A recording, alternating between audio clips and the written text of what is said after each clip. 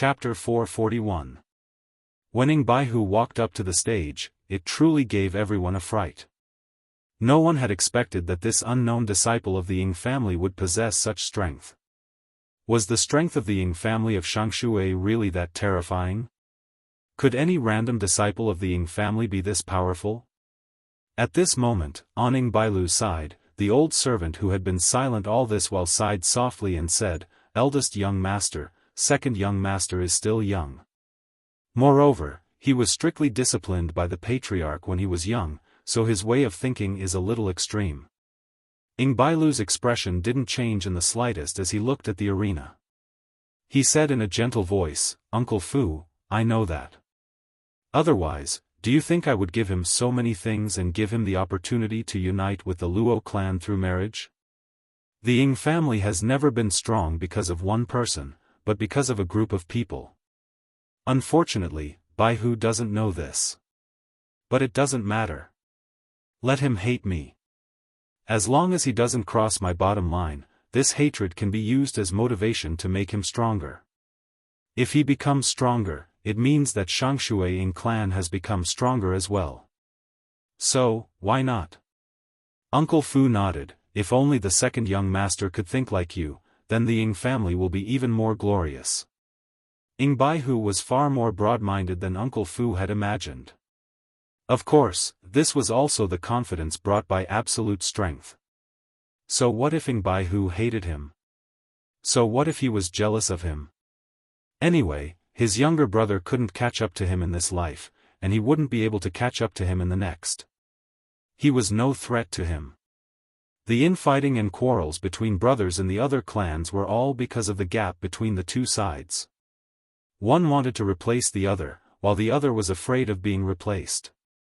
That was why there was infighting. But the Ying family was different. Was Ing Baihu afraid of being replaced? He was the unparalleled young master peerless. No one in the Ying family could replace him. It was precisely because of this confidence that Ing Bailu allowed Ing Baihu to resent him. In his opinion, Ing Baihu's actions were just like a child throwing a tantrum when he couldn't get his beloved toy. It wasn't a big deal. Of course, if Ing Baihu were to provoke his bottom line again and again, just like what he said just now, then Ing Bailu would have to teach him a lesson so that he would have a good memory. At this moment, on the stage, Ing Baihu's aura was released to the extreme, looking down on everyone. If he did not have the halo of defeating Bailu, he would not be easy to deal with. Perhaps he would have already stepped into Jianghu and made a name for himself in the martial world. He might not be able to beat his own brother, Bailu, but could it be that he couldn't beat the rest of the trash present? "Who's going up the stage?" Ing Baihu coldly shouted as he stared at the crowd below. Everyone present exchanged glances. Actually, anyone could tell that this joust for a spouse was just a show. Since they knew that Ing Bailu was coming, none of them had made any preparations to enter the ring. Now that it was Ing Baihu's turn to go on stage, everyone present was a little eager, but still, no one dared to be the first to go on stage. Although Ing Baihu was inferior to Ing Bailu, and judging from his aura, he should have just stepped into the 5 Chi's origin stage not long ago. The problem was that there were only a few people present who could stand shoulder to shoulder with Ing Baihu. Moreover, no one knew exactly how strong Ing Baihu was, so no one dared to be the first to test him. Seeing that no one was going up the stage, Ing Baihu frowned. His brother, Ing Bailu, had long made a name for himself in Jianghu. It was about time for him to make a name for himself in Jianghu. Ordinary martial artists began to wander Jianghu when they were around the innate stage. Some of the disciples of the major sects almost always reached the inner invulnerability or physical invulnerability. For example, Shunbai only appeared in Jianghu when he cultivated to the 3 flowers at one's prominent stage, which was considered very late. As for Ing Baihu, he only stepped into Jianghu when he broke through the 5 Chi's origin stage. He wanted to amaze the world with a single brilliant feat and not let the glory of Ing Bailu overshadow him again. Now that it was time to make a move, it was a little awkward that no one went up the stage. Mo Tianlin looked over at Luo Feiheng. At this time, Luo Feiheng had her eyes closed, looking as if she was thinking about something. It was extremely inconsistent with her usual personality. Mo Tianlin said in a low voice, "Feiheng is not ready yet. Brother Chu, you deal with this guy first. Ing Bailu won't go up the stage, so it should be very easy to deal with this guy." Chu Xiu nodded. Just as he was about to get up, he saw Xia Xiaolu blocking in front of him and said, "Brother Chu, you don't have to deal with this kind of person. What if Ing Bailu goes up the stage later, or if someone stronger comes? I'll do it." Xia Xiaolu was still in the Three Flowers at One's prominent stage. Chu Xiu subconsciously wanted to stop him, but at this moment, he suddenly thought of something. He glanced at Xia Xiaolu with the heaven's sun gazing at air and asked in surprise, "You're about to take that step?" Xia Xiaolu smiled and said, "Although I'm not as early as you, Brother Chu, I've been in the Three Flowers at One's prominent stage for a long time. It's about time for me to make a breakthrough. I can use this opportunity to hone myself." On the side, Mo Tianlin couldn't help but twitch his mouth when he heard this. He was good friends with Xia Xiaolu. Now that Xia Xiaolu was about to step into the Five Qis origin stage, he naturally wouldn't be jealous. However, he still felt a little jealous. Anyway, he was still a little far from this stage. He hadn't even touched the threshold. As Xia Xiaolu went up the stage, Luo Jianyan and Luo Tianyang's faces darkened. They knew that Xia Xiaolu and the others were here to cause trouble. They all knew the relationship between Xia Xiaolu and Luo Feiheng. Because of this, they knew that Xia Xiaolu and the others would not marry Luo Feiheng. But now, they still wanted to go up the stage. If this wasn't causing trouble, then what was? However, even if they knew that Xia Xiaolu and the others were here to cause trouble, it was useless. The stage was right there. Could the Luo family stop people from going up? Ing Bailu looked at Xia Xiaolu and asked, "Who is this person?" Uncle Fu said softly, "He is Xia Xiaolu, the disciple of Qinqing Di from the World Alliance. He is ranked 14th on the Longhu leaderboard." At this moment, Ing Bailu really didn't know who Xia Xiaolu was. It wasn't because he was arrogant, but because Ing Bailu had been famous for a long time. Moreover, it had been a long time since Ing Bailu appeared in the Jianghu. At that time, Xia Xiaolu was ranked outside the top 20. Naturally, Ing Bailu had never heard of his name. Ing Bailu nodded and said, "So you're Emperor Qinqing's disciple. The World Alliance's Emperor Qinqing is quite a character. My father once said that there are countless cultivators in the world who are born in the wilderness, but those who can achieve what Emperor Qinqing has done are as rare as phoenix feathers and qilin horns. Since this Xia Xiaolu is a disciple of Qinqing Di, he should not be weak. It's just that his realm is lower than White Tiger's. Don't worry about this round." There were countless examples of a three-flower realm cultivator defeating a Five Qis origin realm cultivator in the Jianghu, but it also depended on who the opponent was. The disciples of the Xianxia family had always defeated those stronger than them. It would be shameful if they were challenged by someone who was a higher realm than them. At this time, Ing Baihu saw Xia Xiaolu come onto the stage. He immediately snorted coldly, and the gang qi around his body suddenly exploded.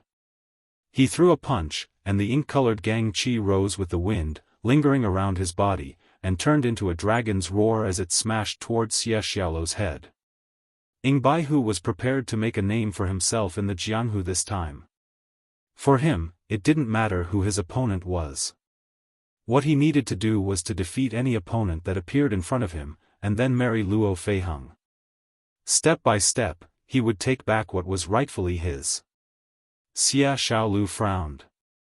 The people of the Xianxia family were indeed not simple. Even if this Ing Baihu was just a nobody in the Jianghu, the power of his attack was far beyond that of an ordinary Five Qis origin realm cultivator. The floating feather blade on Xia Xiaolu's back was unsheathed. The blade's edge was extremely cold, and the incomparably sharp blade momentum tore through the gang qi. It seemed light, but its power was not weak either. In an instant, the long blade in Xia Xiaolu's hand slashed out countless astral blades. His blade momentum was incomparably fast, his speed was extremely fast. In the blink of an eye, the sky-covering astral blades had already surrounded Ing Baihu. But right at this moment, a violent dragon roar rang out from Ing Baihu's body. Countless pitch-black astral energy coiled around him, transforming into the shape of a dragon. Like a soaring dragon, it roared through the heavens and earth. A series of loud sounds rang out as the countless astral saber beams shattered. Under such a powerful force, Xia Xiaolu's figure could not help but retreat. However, at this time, Ing Baihu formed a seal with both hands. As the seal descended, the Gang Qi condensed into the shape of a dragon. The powerful momentum seemed to be able to crush the heavens and earth, and its power increased by 30%. Everyone present had heard of this move before. It was a secret skill of the Imperial Heavenly Treasure record of the Xiangshui Ing family, the Coiling Dragon Seal. It was said that the power of this seal could shatter the heavens and split the earth, and it was extremely powerful. Xia Xiaolu gritted his teeth. This guy's strength was a bit too excessive. At this moment, he was already half a step into the Five Qis origin realm, but in terms of power, he was still suppressed to the extreme by Ing Baihu.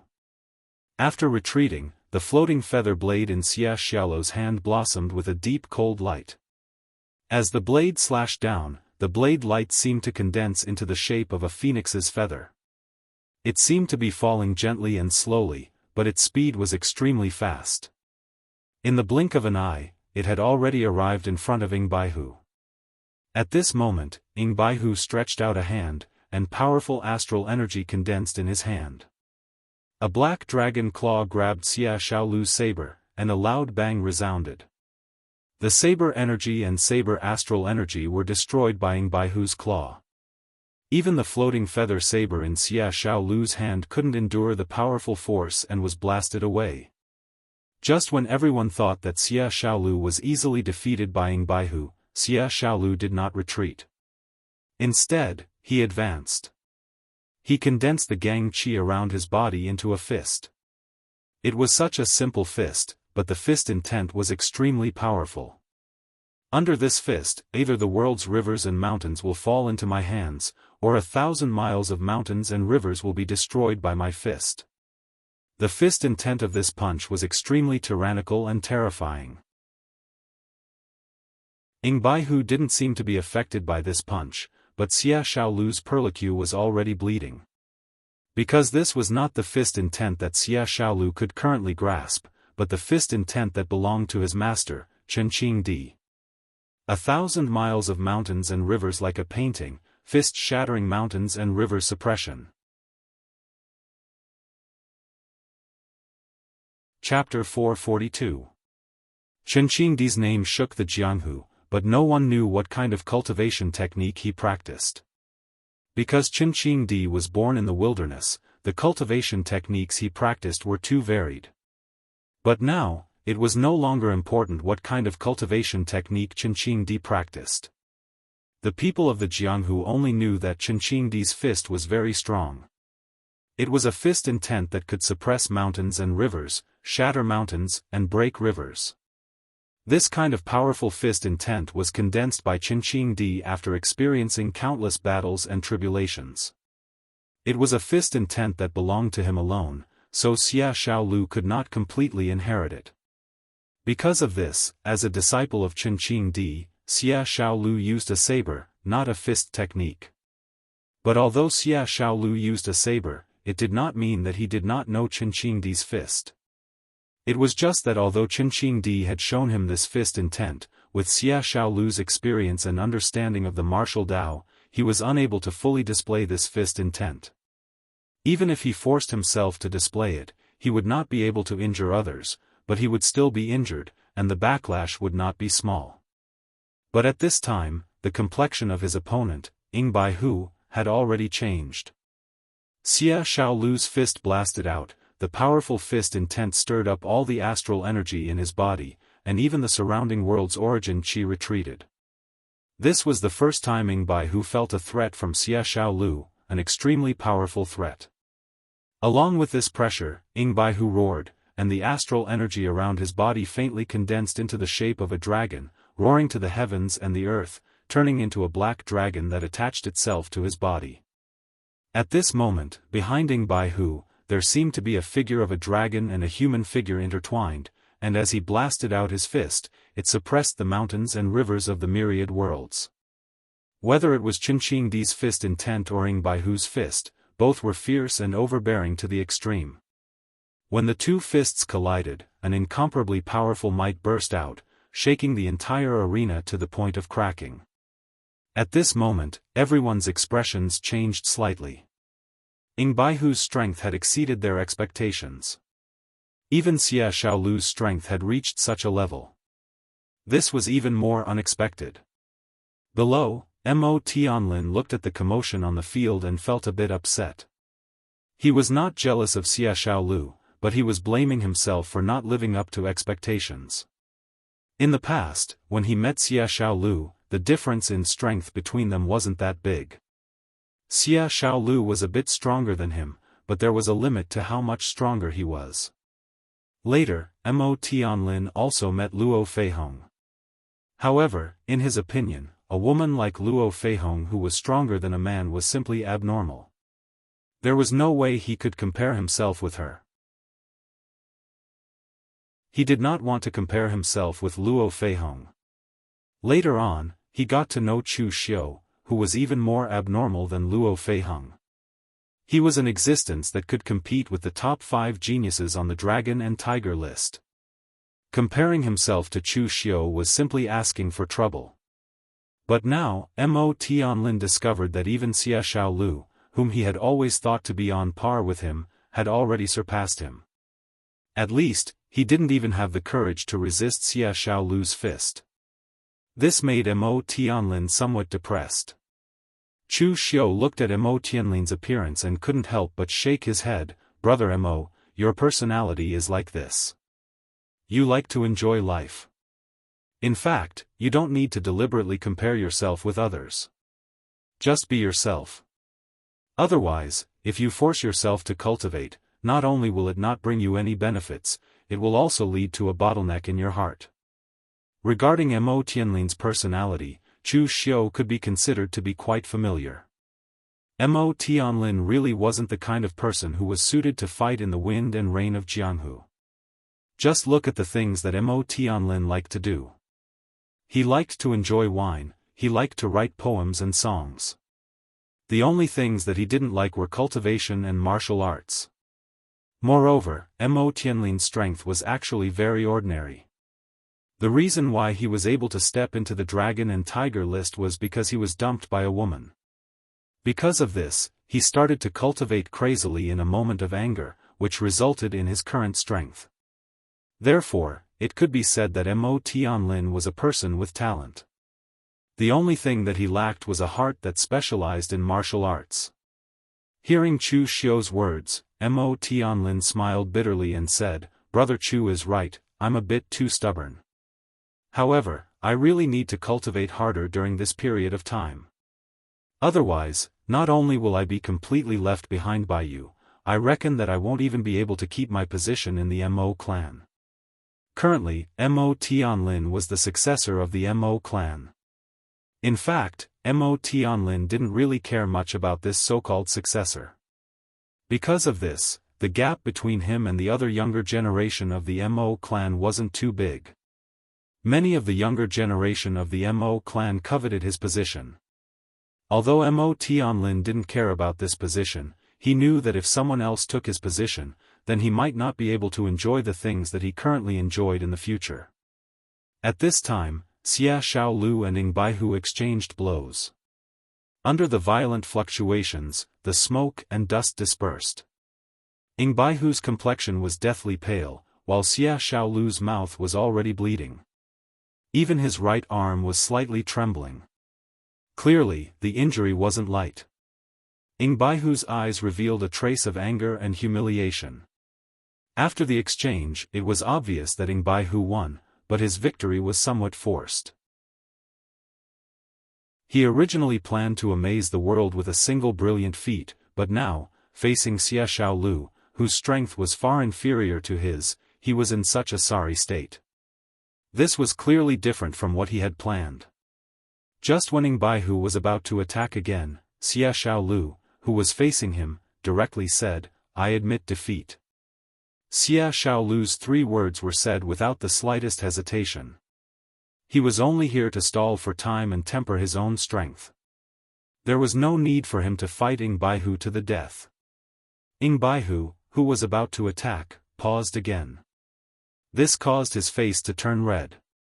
In the end, he could only coldly snort and withdraw his step. Luo Jianyan stood up and said in a deep voice, "Is there anyone else who wants to go up?" Everyone present looked at each other. With the strength that Ing Baihu had displayed just now, who would dare to go up and court death? Especially since Ing Baihu seemed to be in a fit of anger. His attacks were quite ruthless. If they went up now, wouldn't they be helping him vent his anger? "Let me." Chu Xiu had a smile on his face as he walked up the stage step by step. Luo Jianyan narrowed his eyes as he looked at Chu Xiu. He knew that this group of people would definitely come out to cause trouble. But unexpectedly, Luo Jianyan didn't care. He just looked deeply at Chu Xiu and walked down the stage. Previously, Luo Jianyan was cheated by the Ying clan's people. He was also a veteran of the Jianghu for so many years, how could he not have any thoughts? If Chu Xiu wanted to cause trouble, then let him cause trouble. If Chu Xiu lost, Luo Feiheng would be able to marry into the Ying clan normally. If Chu Xiu won, then could Ing Bailu just watch as his younger brother was defeated and not make a move? If Ing Bailu made a move, Chu Xiu would lose without a doubt. At that time, Luo Feiheng would be able to marry Ing Bailu smoothly, killing 2 birds with 1 stone. Luo Jianyan also thought of the worst outcome.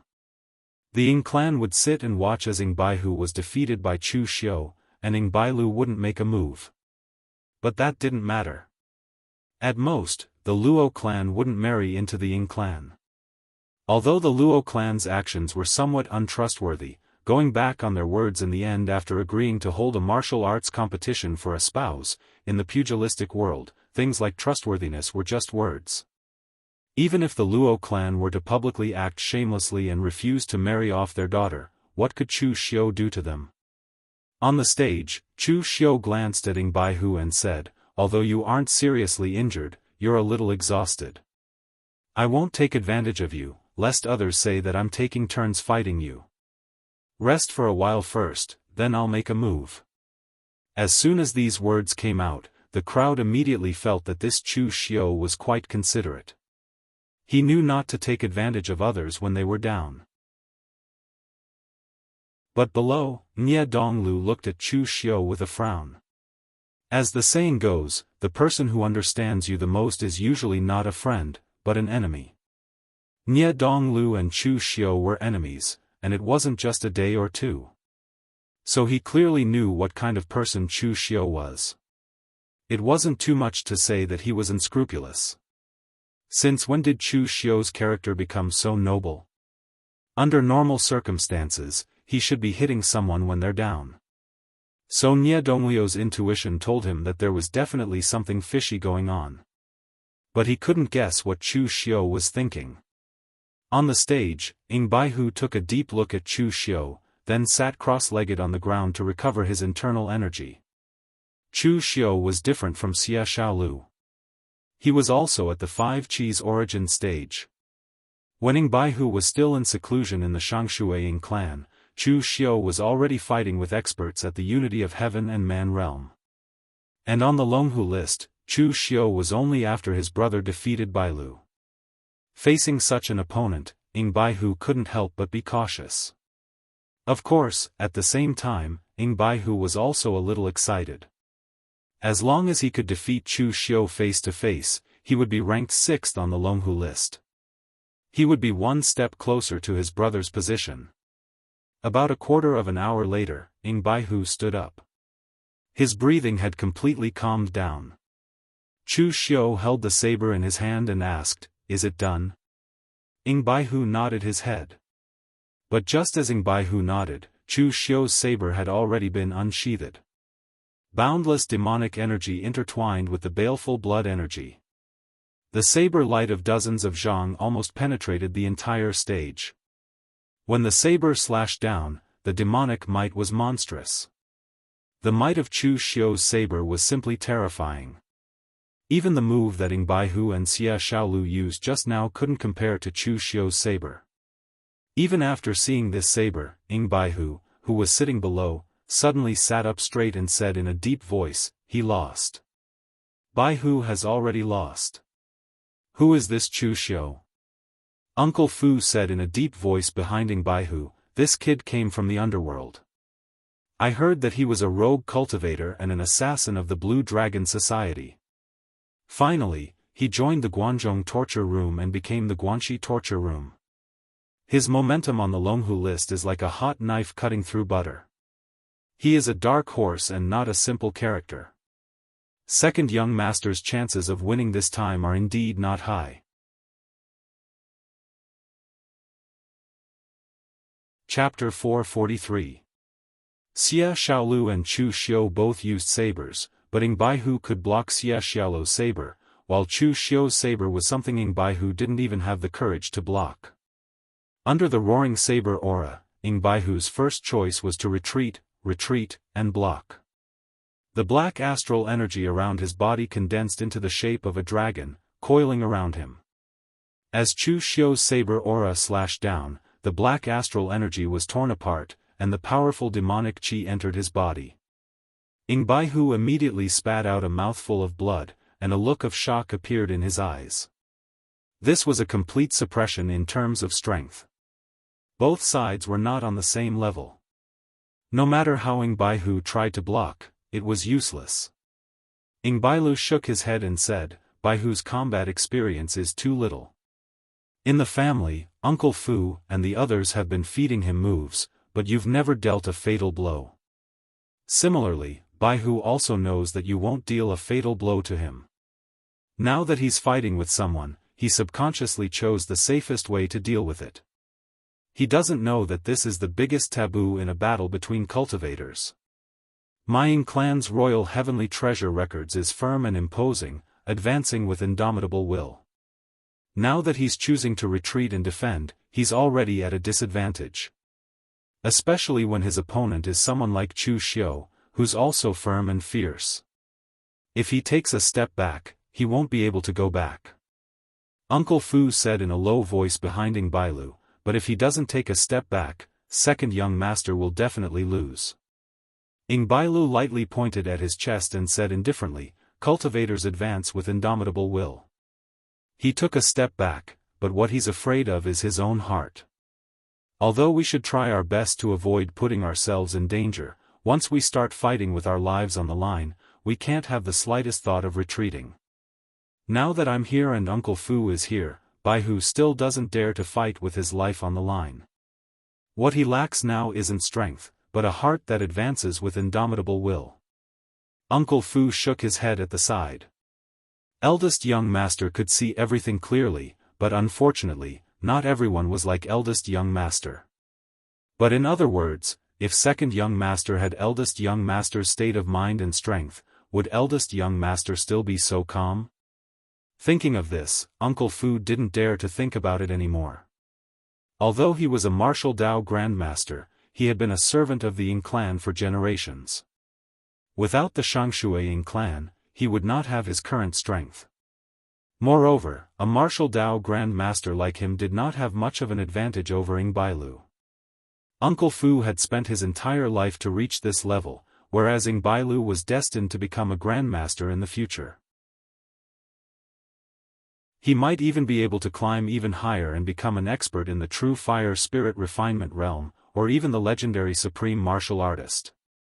At this moment, Ing Baihu, who had been severely injured by Chu Xiu's saber, was indeed like what Ing Bailu had said. After taking a step back, he no longer had a chance to move forward. The saber technique in Chu Xiu's hand surged forward, forcing Ing Baihu to block it bitterly. Ing Baihu was nearly blasted off the arena by Chu Xiu as the demonic saber swung out. At this moment, Ing Baihu had completely abandoned the idea of defeating Chu Xiu. He just wanted to not lose so badly. However, under Chu Xiu's demonic saber, Ing Baihu was gradually unable to resist. A ruthless look appeared in his eyes. At this moment, he wanted to fight with his life on the line. As Ing Baihu performed a hand seal, a wisp of blood qi in his body surged into the earth energy around him. The majestic earth energy directly condensed into a ferocious black dragon. However, the dragon's eyes were stained with 2 smears of crimson, making it look extremely real. The black earth energy dragon stretched for hundreds of feet. Not to mention the 5 Chi's origin realm, even among the unity of heaven and man realm martial artists, there were very few martial artists who could have such a degree of earth energy. However, at this moment, a strange divine light bloomed in Chu Xiu's eyes. Under Chu Xiu's heaven sun gazing at air, the power structure of the earth energy dragon was revealed in detail. As Chu Xiu's saber descended, the saber technique was not as ferocious and domineering as before. It appeared light, but it slashed down at the earth energy dragon at a strange angle like an antelope hanging its horn. The crimson light in the eyes of the astral energy dragon shattered completely, and its huge body crumbled, turning into astral energy that scattered in all directions. The powerful backlash caused Ing Baihu to spit out a mouthful of blood, and an expression of disbelief appeared on his face. This was the Ing clan's royal heavenly treasure record secret technique, Dragon's finishing touch. It only had a form when condensed from earth energy, but when one used their own qi, blood, and martial intent to add eyes to the earth energy dragon, it would allow an invisible object to display a world-shaking transformation. In the end, his secret technique was defeated by Chu Xiu the moment he used it. Furthermore, it was defeated in such an inexplicable manner that he didn't even know how he had lost. Chu Xiu's figure did not move.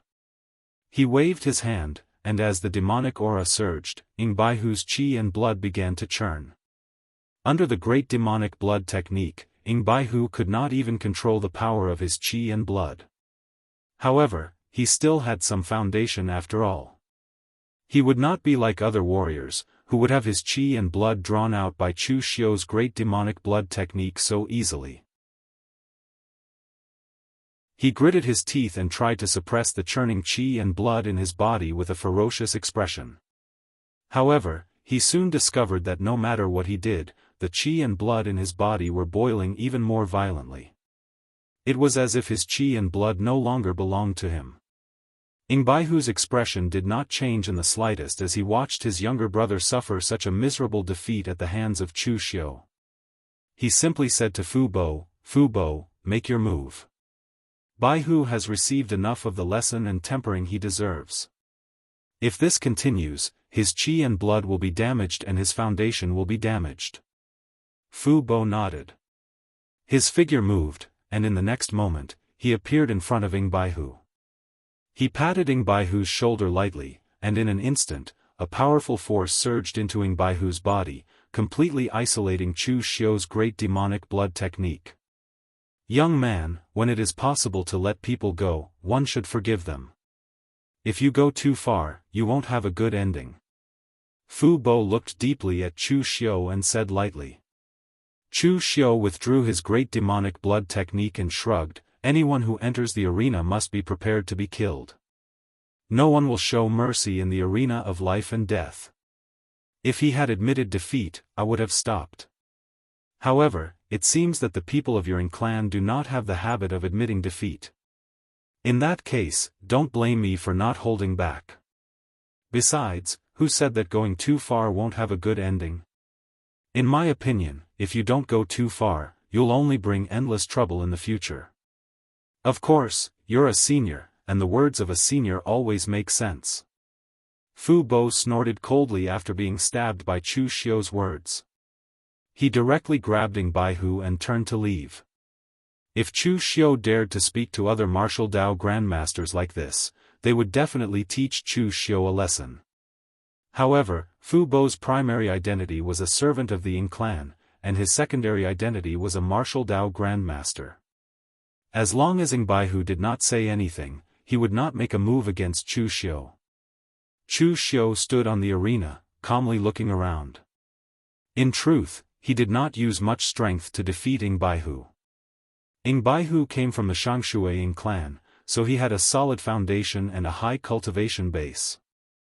Unfortunately, his combat experience was too lacking, which led to his poor combat strength. Combat experience was something that could only be tempered through life and death battles. Even if one didn't step into the Jianghu, some big sects would have some dangerous secret realms that could allow their disciples to experience life and death battles. That way, they could train themselves. However, Baihu had clearly not experienced this kind of tempering. He only thought that he could obtain great strength by cultivating diligently. This was true. If he encountered a cultivator like Xia Xiaolu who was weaker than him, Baihu could naturally crush his opponent with pure strength. But if he faced someone like Chu Xiu who was stronger than him in both strength and combat strength, the process would be reversed, and it would be Chu Xiu suppressing him. Bailu looked at Baihu, who had a look of disbelief on his face, and said indifferently, "Didn't you want to challenge me? You can't even take this little setback. You don't know the immensity of heaven and earth until you step into the Jianghu. Do you really think that the people on the Longhu list are useless? With your strength, you can barely beat Xia Xiaolu, who is one level lower than you. There are also warriors in the three-flower realm in the top 10 of the Longhu list. Although you are one level higher than them, you may not be able to beat them." Baihu stood silently behind Bailu. However, from the way he clenched his fists tightly, it wasn't hard to tell that he would have to train hard after returning to the clan. He wanted to catch up to Bailu as soon as possible. At this time, on the arena, Luo Jianyan looked at Baihu. However, Baihu did not have the slightest intention of making a move, which made Luo Jianyan a little anxious. What did Baihu mean by this? Did he really look down on Luo Feiheng? Moreover, his younger brother had been crushed by Chu Xiu. Didn't he want to take revenge for his younger brother? Even Uncle Fu hesitated behind Baihu and transmitted his voice, "Young master, are you really not going to make a move? If you make a move, no one here can beat you. Luo Feiheng is 100% yours, young master. Although the Luo family of Wu County has declined greatly, you also said that Luo Feiheng is a bright pearl. Her future is limitless." Baihu shook his head and said, "Luo Feiheng is a bright pearl, but unfortunately, she is not the pearl in my heart. Therefore, I can't take this pearl away. Uncle Fu, there is no need to say more. You know how I feel. My family and father will not interfere with my decision." Uncle Fu sighed. Young master was the most outstanding youth he had seen in his life. In Uncle Fu's opinion, even the celestial master abodes Zhangchengzhen and the Great Light Temple's wisdom monarch Zhongshuan could not compare to young master. One could only draw talismans, while the other could only chant scriptures. However, it was a pity that he could not obtain the pearl in young master's heart. The female disciples of the Yu Palace never married outside. Even if they did, they would not have a good ending. Not to mention that Yan Fian was the most outstanding disciple of the Yu Palace in this generation. She was also the successor of the Yu Palace. Even if Yan Fian and Baihu were in love, the Yu Palace would not let her go. Moreover, Uncle Fu had seen Yan Fian once. In his opinion, that little girl was not easy to deal with. She had too many schemes in her heart. On the contrary, someone like Luo Feiheng was a good match.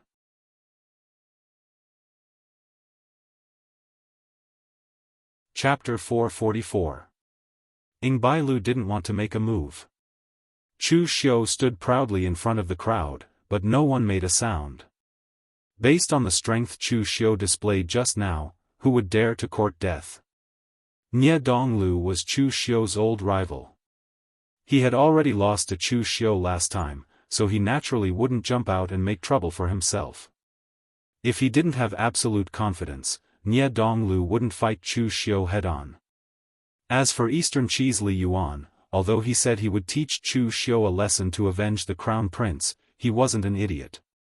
He knew his own strength and knew that he couldn't beat Chu Xiu one-on-one. It was more likely that he would cause trouble for Chu Xiu in secret. So for a moment, the crowd was silent. Chu Xiu turned his gaze to Luo Jianyan and said with a smile, "I say, Senior Luo, it looks like there's no one here who wants to participate. In that case, I'm the victor of this joust for a spouse search competition, right?" Luo Jianyan looked at Ing Bailu, but the latter didn't seem to see him. He had no intention of making a move. This time, Luo Jianyan finally understood. He could be considered a veteran, but this time, he was tricked by Ing Bailu. No wonder when they contacted the Ing Enterprises, they didn't mention anything like an engagement. Instead, they insisted on holding a joust for a spouse. As long as there was no engagement, the Ing Enterprises could advance or retreat as they pleased. But the Luo family was trapped here. Luo Jianyan looked at Chu Xiu and frowned. "Chu Xiu, don't make trouble here. So what if you win this round?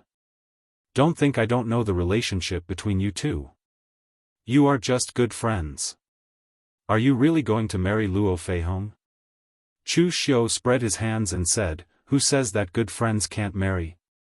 She treats me as a good friend, but now I want to treat Feihong as my lover. Can't I? We are all young people. Isn't it normal to fall in love with each other? Or do you think that I, Chu Xiu, am not worthy of your Luo family, or are you going to go back on your words?" Chu Xiu's series of rhetorical questions were reasonable, but Luo Jianyan waved his hand and snorted coldly, "Chu Xiu, you're just making trouble. This matter does not count. The joust for a spouse is temporarily suspended." Everyone present could see that Luo Jianyan was acting shamelessly. It was just a family. Even if a martial Dao Grandmaster went back on his word, what could you do to him? Could he forcefully take Luo Feihong away? However, at this moment, Luo Feihong, who had been sitting quietly in the Luo clan's side, suddenly opened his eyes and said, "Luo Jianyan, do you really treat me as a commodity? You didn't sell me for a good price, so you're looking for an opportunity to sell me again?" Luo Tianyang's face sank as he shouted, "How dare you? How dare you call the ancestor by his name? Hurry up and apologize to the ancestor." Luo Feihong sneered, "Apologize, Luo Tianyang. From the day you attacked me, I no longer have anything to do with the Luo clan. From now on, you and I are strangers. As for this old fart, I'm giving him face by calling him by his name." The previous generation of the Luo clan was still tolerable, but it was his generation that caused the Luo clan to decline to this state. To think he still has the nerve to live. If it were me, I would have killed myself and gone back to apologize to my ancestors. One had to admit that Luo Feihong's mouth was really vicious. Luo Jianyan's face was as gloomy as water at this moment. He shouted in a low voice, "Break his legs and throw him into the ancestral hall to repent to his ancestors." The Luo clan doesn't have such an unfilial disciple. However, at this moment, Luo Feihong's lips curled into a sneer, "Ancestral hall? I'm afraid from today onward, you won't throw any disciple into the ancestral hall to repent." As he spoke, Luo Feihong suddenly stretched out his left hand. Previously, Luo Feihong was sitting there with his eyes closed. His left hand was also shrouded in the sleeve of his robe, so no one noticed it. Only now did they realize that Luo Feihong's left hand was actually holding a transparent, amber ball that was stained with Luo Feihong's blood. After absorbing Luo Feihong's blood, the ball was actually covered with blood vessels and looked a little evil. Seeing the ball, the expressions of Luo Jianyan, Luo Tianyang, and some of the Luo clan's elders changed. Luo Jianyan shouted, "Why is the ancestral relic in your hands?" Upon hearing this, everyone immediately turned to look at the ancestral relic in Luo Feihong's hand. So this was the Luo clan's legendary ancestral relic. Each of the 9 great families had at least a few hundred years of heritage, so they naturally had some trump cards. The Luo clan was naturally the same. Among them, the Luo clan was most famous for this ancestral relic. It was said that the Luo clan's ancestor was once a monk. Of course, he was not a monk from the Great Light Temple or the Sabodhi Monastery.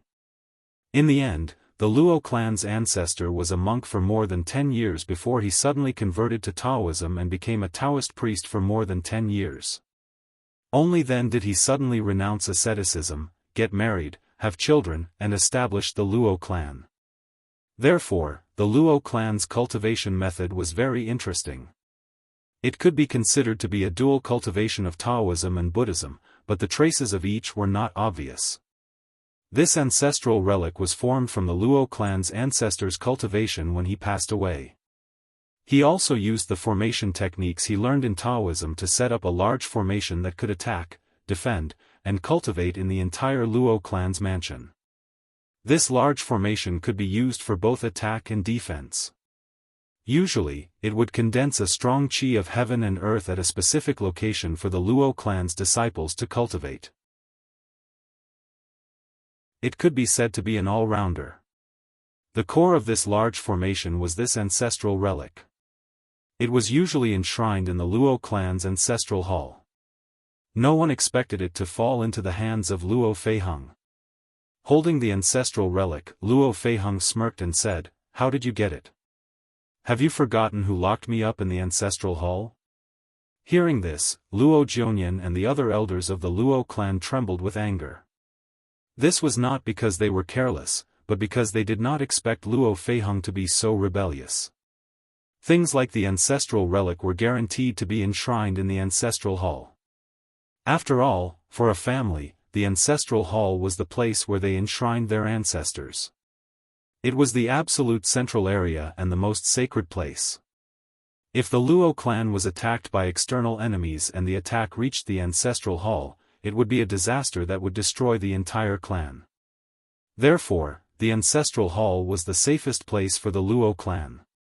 Moreover, as a disciple of the Luo clan, they should know what the ancestral relic represented. Who would dare to touch it? What Luo Feiheng did was basically the same as digging up his own ancestral grave. Luo Feiheng sneered and played with the ancestral relic in his hand. He said coldly, "This thing is now in my hand and has been completely soaked in my blood. Moreover, you should know where this place is located in the entire Luo clan's large formation. What do you think will happen if I crush the ancestral relic here?" Luo Jianyan's expression suddenly changed. They were currently in the courtyard of the Luo clan's front hall, which was also covered by the Luo clan's large formation. This place was where the life gate of the Luo clan's large formation was located. Without the core of the formation, the Luo clan's large formation would not be able to be activated. However, they could find something else to replace it in the future. However, if Luo Feiheng directly crushed the ancestral relic here, the life gate of the formation would also be broken, and the entire formation of the Luo family would be destroyed. This was equivalent to destroying a life-saving trump card of the Luo family. How dare you? If you dare to touch the ancestral relic, you will definitely not be able to take half a step out of the Luo clan. Luo Jianyan gritted his teeth and spat out these words. He really did not expect Luo Feiheng to be so rebellious. She actually dared to use the ancestral relic to threaten him. At this time, Chu Xiu and the others also stood up and stood beside Luo Feiheng. Their attitude was obvious. Previously, Luo Feiheng had already told them the plan and asked them to help stall for time. Meanwhile, she would stay at the life gate of the large formation and use her blood to completely control the ancestral relic. This thing was only a dead object. In theory, as long as a martial artist had the Luo clan's bloodline, they could control it. If the Luo clan's patriarch could do it, then so could she. Of course, after doing this, Luo Feiheng would definitely break off relations with the Luo clan.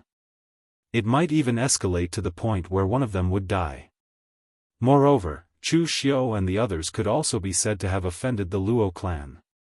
In the original plot, Luo Feiheng only crippled Luo Feiyun and broke off relations with the Luo clan. However, it could not be considered as a fight to the death. However, this time, Luo Feiheng played it big enough. He directly wanted to destroy the entire Luo clan's foundation. Luo Jianyan looked at Chu Xiu and the others standing beside Luo Feiheng. He first said to Mo Yezi coldly, Mo Yezi, you and I can be considered old friends. This is my Luo clan's matter. Do you really want to get involved? Mo Yezi said indifferently, Luo Jianyan, don't mess up our friendship. I have nothing to do with you. Your Luo clan's previous leader, Luo Shiming, is a character who once helped me. That's why I agreed to refine a weapon for your Luo clan. However, the blood spear red kite has already been refined. Naturally, our friendship is over. Now, you're trying to force the owner of the blood spear red kite to leave. Who do you think I should help? Moreover, this time, your Luo clan is too incompetent. You want to rely on marriage to extend the clan's future? Isn't that ridiculous? I hit it off with Feiheng. I have to intervene in this matter. Luo Jianyan turned his gaze to Chu Xiu and the others. They also had a fearless look on their faces. Xia Xiaolu was backed by a fierce person like Qinqing Di. Moreover, the power behind him was in West Chu. To put it bluntly, without Luo Feiheng, he didn't care about the Luo clan at all. If Luo Jianyan wanted to demand an explanation from the Heaven Alliance, he would most likely be punched out by Qinqing Di. Emperor Qinqing Di had always been this domineering when it came to helping those close to him. As for Chu Xiu, not to mention the fact that he was secretly a member of the Yinma clan and had a powerful backing, even on the surface, the Guanzhong torture room was far more powerful than the Luo clan. The only one who had some concerns was Mo Tianlin. However, for Mo Tianlin, since he had already made up his mind, he would at most resist this matter. Anyway, although the Mo clan wasn't strong, they were still stronger than the Luo clan.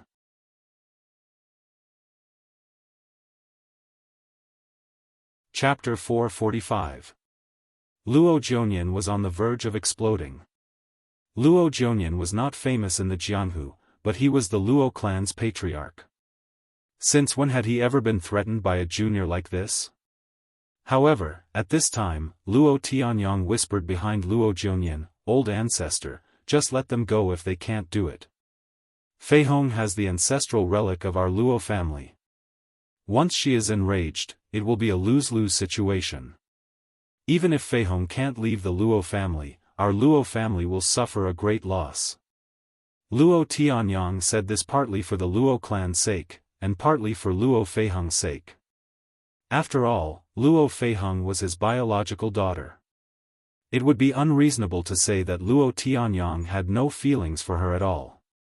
If Luo Feiheng really destroyed the ancestral relic and the Luo clan's grand formation, Luo Feiheng would definitely die today. Although Mo Yezi was on their side, Mo Yezi was not a martial Dao grandmaster with combat strength.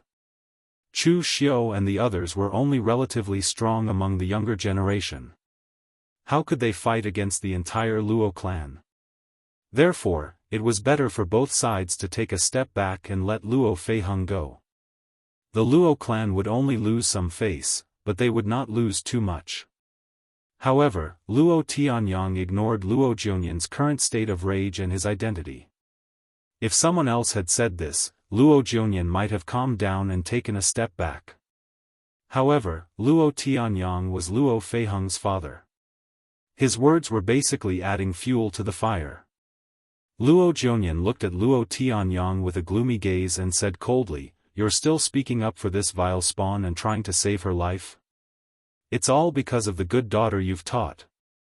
As the patriarch, it's fine that you're not living up to expectations, but you've taught two children. One is useless, and the other is a traitor. From now on, you can forget about being the patriarch." Luo Tianyang was stunned when he heard this. He couldn't believe that he would end up like this. Luo Jianyan looked at Luo Feiheng and said coldly, "Vile spawn, I'll give you one last chance. Hand over the ancestral relic and I'll spare your life. You can repent in front of the ancestors of the Luo clan. Otherwise, you'll wish you were dead. Luo Jianyan was furious, but Luo Feiheng's character was far tougher than he had imagined. Hearing Luo Jianyan's words, Luo Feiheng didn't say a word. He took the ancestral relic in her hand and crushed it with a loud bang. His actions were so direct that it was beyond everyone's imagination. In that instant, the eyes of the people from the Luo family turned red.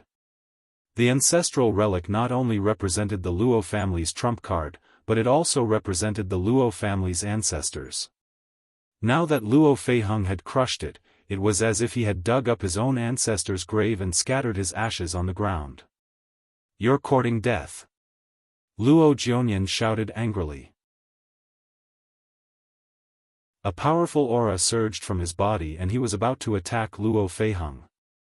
However, the moment the ancestral relic was destroyed, the entire Luo family began to tremble. Layers of formation inscriptions appeared on the ground, but the radiance of the formation had already begun to shatter. At this time, an elder's expression suddenly changed and he shouted, "Ancestor! Don't worry about her. The ancestral hall is the eye of the formation. Once the formation is destroyed, the ancestral hall will be destroyed as well."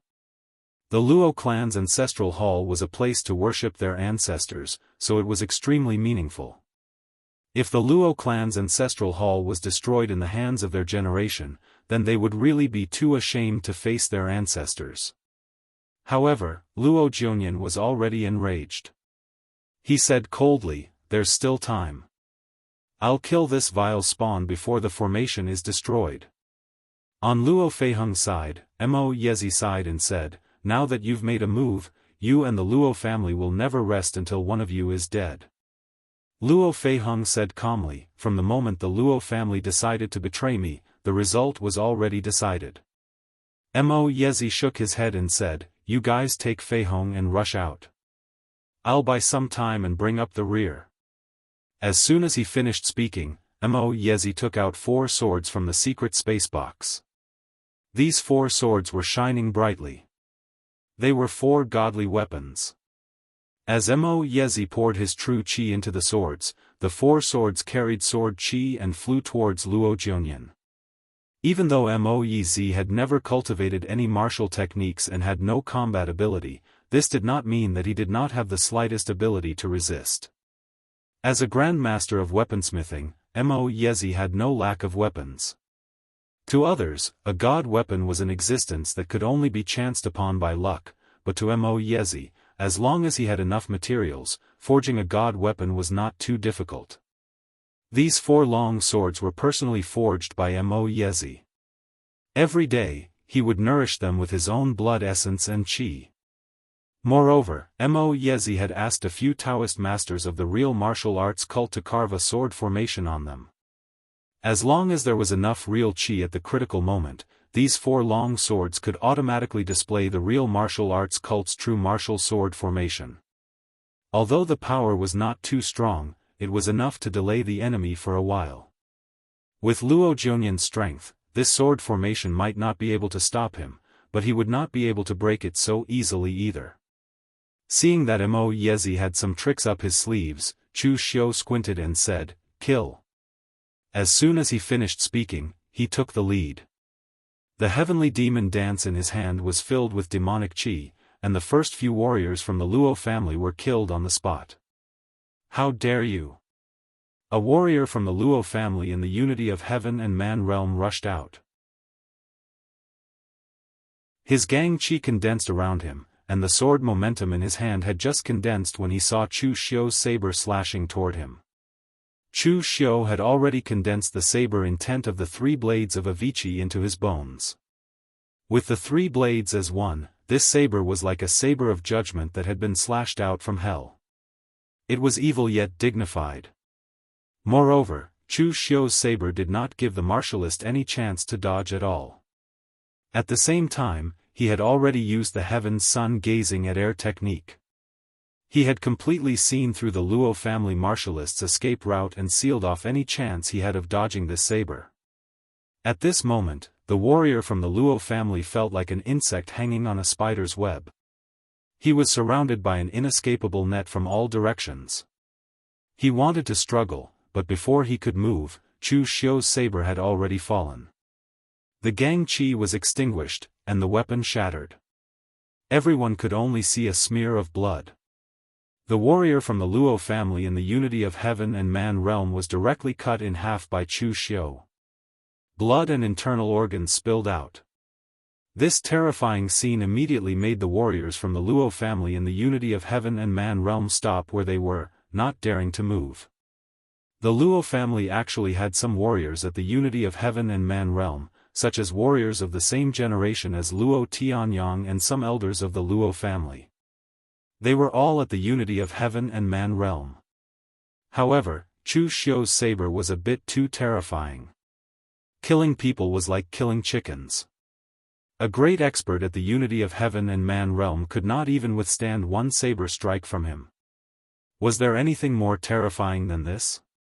With the power of Chu Xiu's saber, Chu Xiu and the others had even passed through the front hall. However, no one from the Luo family dared to stop them.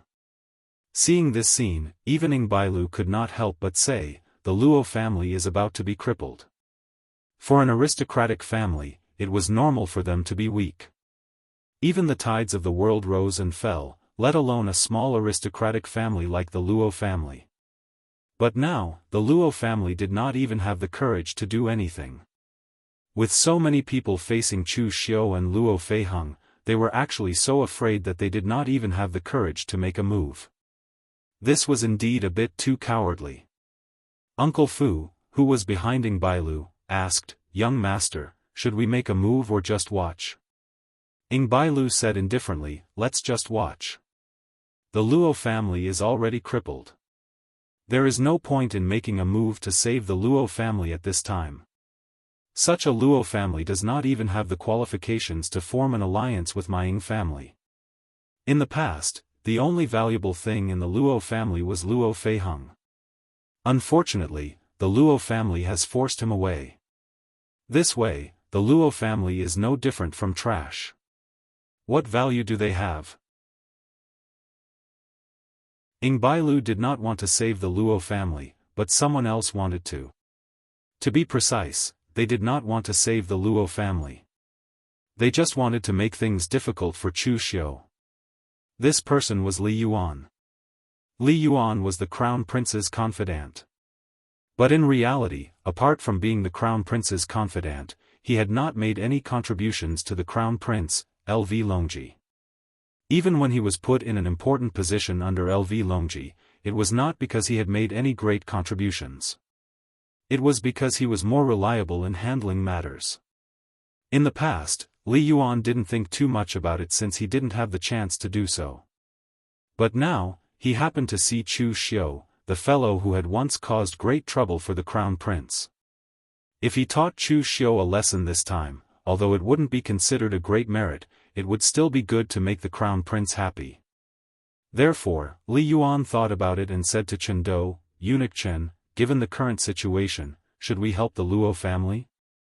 Chen Do touched his chin. If he was not a eunuch, this would be the posture of stroking his beard and thinking. Unfortunately, Chen Do did not have a beard, so this action seemed redundant. Help the Luo family? But the Luo family did not directly choose to join His Highness. They only want to build a relationship with His Highness. They are not considered our people. If we help the Luo family, are you sure that the Luo family will be grateful and join the crown prince? If not, then we will suffer a great loss. Li Yuan smiled and said, "Eunuch Chen, you said before that His Highness often gnashed his teeth at Chu Xiu. Previously, His Highness had concerns and could not make a move against Chu Xiu. Now, we can use the excuse of helping the Luo family to deal with the rebels to attack Chu Xiu. This excuse should be enough, right?"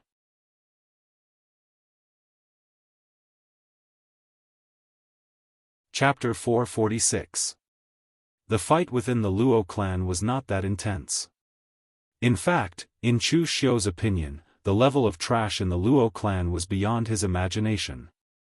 On the other side, Mo Yezi made his move. Countless sword chi crisscrossed and blocked Luo Jianyan's path.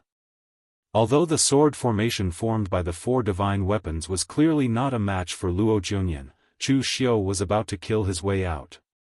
To be more accurate, he was running away. This was because, apart from Chu Xiu killing a cultivator from the Luo clan, the other cultivators from the Luo clan were so frightened that they did not dare to make a move. To be honest, even Chu Xiu felt that it was a little unbelievable. If it was a group of loose cultivators, it would be fine. After all, those loose cultivators were divided at heart. Even if there were benefits or the threat of death in front of them, they would not want to be the first to die. But now, the other party was from the same clan. They were bound together for good or bad. Based on Luo Feiheng's previous actions, it would not be strange if this group of people rushed over crazily with bloodshot eyes. But now, they were so scared that no one dared to make a move. The Luo clan was really hopeless. But at this moment, a whistling sword chi approached Chu Xiu from behind. The sword chi was extremely sinister and carried a gloomy chill. It seemed to be able to tear the air apart. There was no sound at all. If it were not for Chu Xiu's sharp senses, he would not have been able to detect the sword chi. Chu Xiu raised the heavenly demon dance in his hand. Wherever the long saber pointed, demonic chi erupted, directly shattering the sword chi. But at this time, the sword chi contained a chill that flowed into Chu Xiu's body. It actually started to freeze his meridians. Chu Xiu frowned. He formed the lion seal in his hand and a powerful force dispersed all the different kinds of chi. Only then did he manage to suppress the chill. But at this moment, a whistling wind exploded. On the other side, someone blasted out a punch. Astral chi exploded. The power was also extraordinary. Chu Xiu snorted coldly. He formed the great SwordWill seal in his hand and slammed it down. Buddhist light and astral energy exploded and blasted that person away. Beside Chu Xiu, Eunuch Chen held a pitch-black rapier that gave off a deep chill and pointed it at Chu Xiu. On the other side, Li Yuan was also staring coldly at Chu Xiu, his eyes filled with killing intent.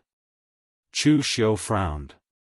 The Luo clan's people had not made a move, but LV Longji's people had made a move. This was a thorny problem. Based on the exchange just now, Chu Xiu could tell that Eunuch Chen's strength was not weak. There were no mediocre people from the imperial palace, not to mention that he was the personal eunuch supervisor of Crown Prince Lu Longji. It was the same for Li Yuan. Putting aside this person's future, although he had not made a living in Jianghu, he had been trained by Duke Lin's mansion with all their resources since he was a child. He had accumulated considerable strength in the imperial court and was considered strong among warriors of the same level. Why? Has the Luo clan completely surrendered to the imperial court? Do you need the imperial court to take care of this kind of thing? Chu Xiu said lightly. Before the Luo clan's people could speak, Li Yuan sneered and said, Chu Xiu, don't talk about Jianghu and the imperial court. You were born in the Guanzhong torture room, but you have cooperated with the imperial court. Not only the Eastern Qi imperial court, but also West Chu and Northern Yan. Since the Luo clan has chosen to be on good terms with the crown prince, we can't turn a blind eye to this matter. Hand over Luo Feiheng and leave the Luo clan, then we won't make things difficult for you. Otherwise, I'm afraid you won't be able to walk out of the Luo clan's door today. As Li Yuan's voice fell, Nie Donglu also walked out with a smile on his face and said, Brother Li is right. Chu Xiu, you've been involved in too many things, and your hands have stretched too far. There are so many things in Jianghu, and you want to meddle in all of them. This time, I'm afraid you won't get what you want. Nie Donglu had a smile on his face, but his heart was filled with killing intent. Since the last time he attacked Lu Fengxian, he and Chu Xiu had formed an irreconcilable enmity. Originally, Nie Renlong had told Nie Donglu that Chu Xiu was not easy to deal with, and it was best not to make a move without absolute confidence. But today, Chu Xiu made him see an even stronger threat, not only because of Chu Xiu, but also because of others. Today, Chu Xiu and the others could go against the Luo clan for Luo Feiheng. In the future, people like Luo Feiheng and Xia Xiaolu would naturally do the same for Chu Xiu. Whether it was Lu Fengxian or Xia Xiaolu and Luo Feiheng, none of them were easy to deal with. Even the weakest Mo-Tianlin had a place in the younger generation of Jianghu. Since these people were Chu Xiu's friends, they were destined to be his enemies in the future. Nie Donglu had enough reason to make a move.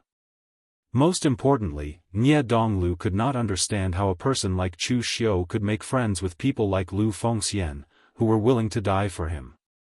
In terms of friends, Nie Donglu had a lot of them. It was not an exaggeration to say that he had 10 or even 100 times more friends than Chu Xiu. Not to mention Northern Yan, even in Jianghu, Nie Donglu had countless good friends. No matter where he went, he was familiar with many people. But Nie Donglu knew that although he seemed to have a lot of connections, he could not find anyone like the people around Chu Xiu, who would disregard their own interests to help others. Chu Xiu looked at Li Yuan, Nie Donglu, and the others, then turned to Luo Feiheng and smiled helplessly. I think you made a mistake in asking me to help this time. If I hadn't come, it would have been easier for you guys. If Chu Xiu hadn't come this time, Luo Feiheng and Xia Xiaolu's strength would have been enough to kill their way out of the Luo family. It was the same in the original plot. At that time, there was no Chu Xiu, but Xia Xiaolu, Mo Tianlin, and Mo Yezi should have been there. Things went smoothly. But in the end, Chu Xiu did not expect that he would attract so much hatred. The Crown Prince's people and Nie Donglu had appeared. It was even more troublesome than in the original plot. Luo Feiheng waved the blood spear red kite in his hand and raised his eyebrows. So what if more people come? We're going to fight anyway. Let's kill our way out. From the moment Luo Feiheng made the decision to break ties with the Luo family, she was ready to fight to the death. Even if there were more people, she would have been prepared, let alone now. Chu Xiu let out a long sigh and said, "Then let's do it. But you're seriously injured now. Just hide at the back." As soon as he finished speaking, the long saber in Chu Xiu's hand flickered with a deep demonic and bloody aura. With a ferocious aura, it slashed down towards Nie Donglu's head. The person Chu Xiu wanted to kill the most was Nie Donglu. At this time, he should kill Nie Donglu the most. He had offended the Crown Prince, LV Longji. Even if he killed the old eunuch and Li Yuan, LV Longji's people would still cause trouble for him in the future. Nie Donglu could be considered Chu Xiu's old enemy. Most importantly, it would be difficult to kill this guy. A gentleman does not stand under a collapsing wall. Nie Donglu was not a gentleman, but he was more careful than a gentleman. Compared to the previously impulsive Xiahou Wujiang, Nie Donglu could be said to be extremely careful. Once there was any sign of trouble, he was guaranteed to be the first to escape. Then, he would continuously find trouble for Chu Xiu. It could be said that he was extremely annoying.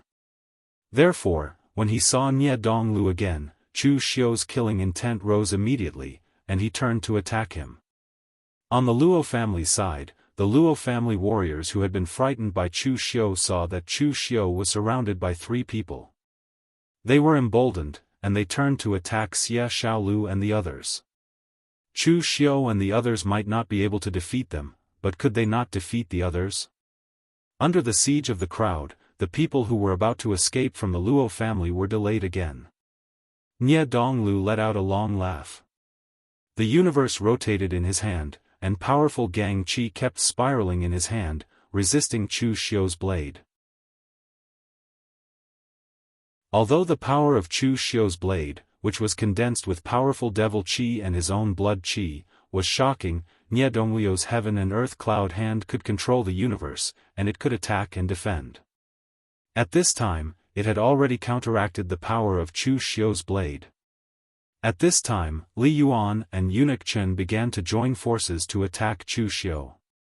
The two of them worked well together. In the past, when they were under Crown Prince LV Longji, they had worked together a lot. Eunuch Chen, as LV Longji's personal chief eunuch, was also a great expert at the unity of heaven and man realm. He had often given pointers to Li Yuan and the others. The thin sword in eunuch Chen's hand was evil and strange, and so was the way he walked. When the sword stabbed out, the gang chi was not like that of other great experts at the unity of heaven and man realm, where the sword chi and sword gang burst out over 100 feet with astonishing power. Instead, his sword was extremely soft. It looked like a casual sword stab, but it was aimed at the vital parts of the body. The small sword light was extremely condensed, and even Chu Xiu's gang chi could not completely defend against it. Li Yuan was good at close combat techniques such as fist and foot. His physical cultivation was not weak, and his martial arts path was open, so he could cooperate perfectly with eunuch Chen. Facing a pincer attack from the two of them, Chu Xiu took a step forward in an instant. The killing intent around him soared into the sky, and he had already stepped into the selfless killing realm. The heaven demon dance was dyed with a layer of strange blood-red color. The long saber slashed out horizontally, forcing eunuch Chen to retreat. At this moment, Li Yuan punched out. Chu Xiu's left hand formed the great UnparalleledSwordWill seal, and with a loud bang, Li Yuan was sent flying. The powerful force made Li Yuan, who cultivated a body-tempering technique and had a strong physical body, turn pale. Fighting 1 against 3, Chu Xiu had indeed used his powerful martial arts technique to suppress the three of them at the beginning of the battle. However, as the battle went on, he felt that his strength was not as strong as he wished. The three of them were not simple people. There was no need to talk about eunuch Chen. Chu Xiu could easily kill some weaker unity of heaven and man realm warriors, but he could not kill an expert like eunuch Chen. Li Yuan and Nie Donglu were also considered outstanding existences among warriors of the same level. In a one-on-one battle, they could not win against Chu Xiu. However, under the siege, Chu Xiu was unable to finish them all off in a short period of time.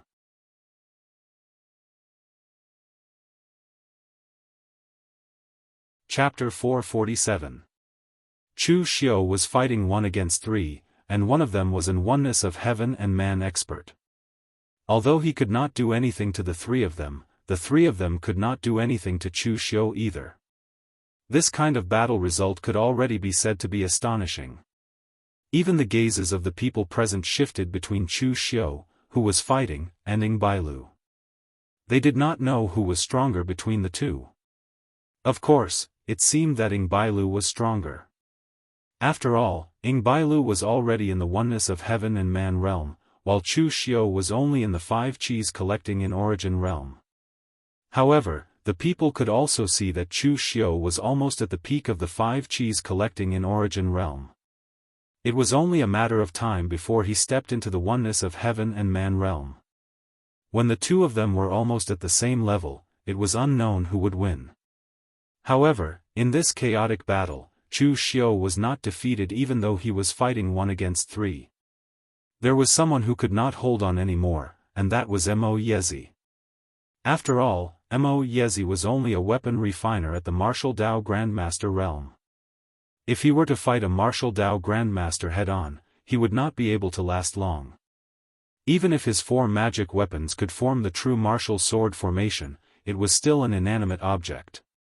Its power was completely different from the true martial sword technique performed by the experts of the true martial sect. At this time, he was almost unable to stop Luo Jianyan. Moreover, Luo Jianyan was still in a state of rage. Today, the Luo family had lost both their reputation and their reputation.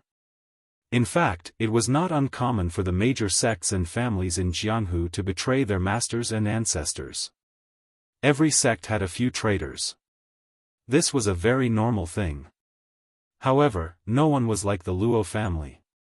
The descendants of the Luo family had destroyed the relics and trump cards left by their ancestors. They simply wanted their family to be destroyed. Of course, that was what Luo Feiheng thought. Luo Jianyan could imagine how the Jianghu would judge the Luo family in the future. Even the Wu County Luo family might become a laughing stock in Jianghu. What's more, the Luo family's formation from Wu Prefecture had been destroyed by Luo Feiheng in front of so many martial artists. If the news got out, would the other forces that had a grudge against the Luo family be tempted to make trouble for them? After all, this could be said to be the Luo family's most declining period. Luo Jianyan felt a headache when he thought about this. Therefore, Luo Jianyan simply stopped thinking and attacked furiously. This time, he must not let Luo Feiheng escape. Under Luo Jianyan's crazy attack, the sword formation formed by the four god weapons was already a little unstable. As Luo Jianyan brandished the long sword in his hand, the true martial sword formation began to tremble. In the end, the countless sword astral swords condensed into one, drawing upon the power of the heavens and earth to form a majestic sword astral swords nearly 100 zhang in length. It whistled down and directly smashed into the true martial sword formation.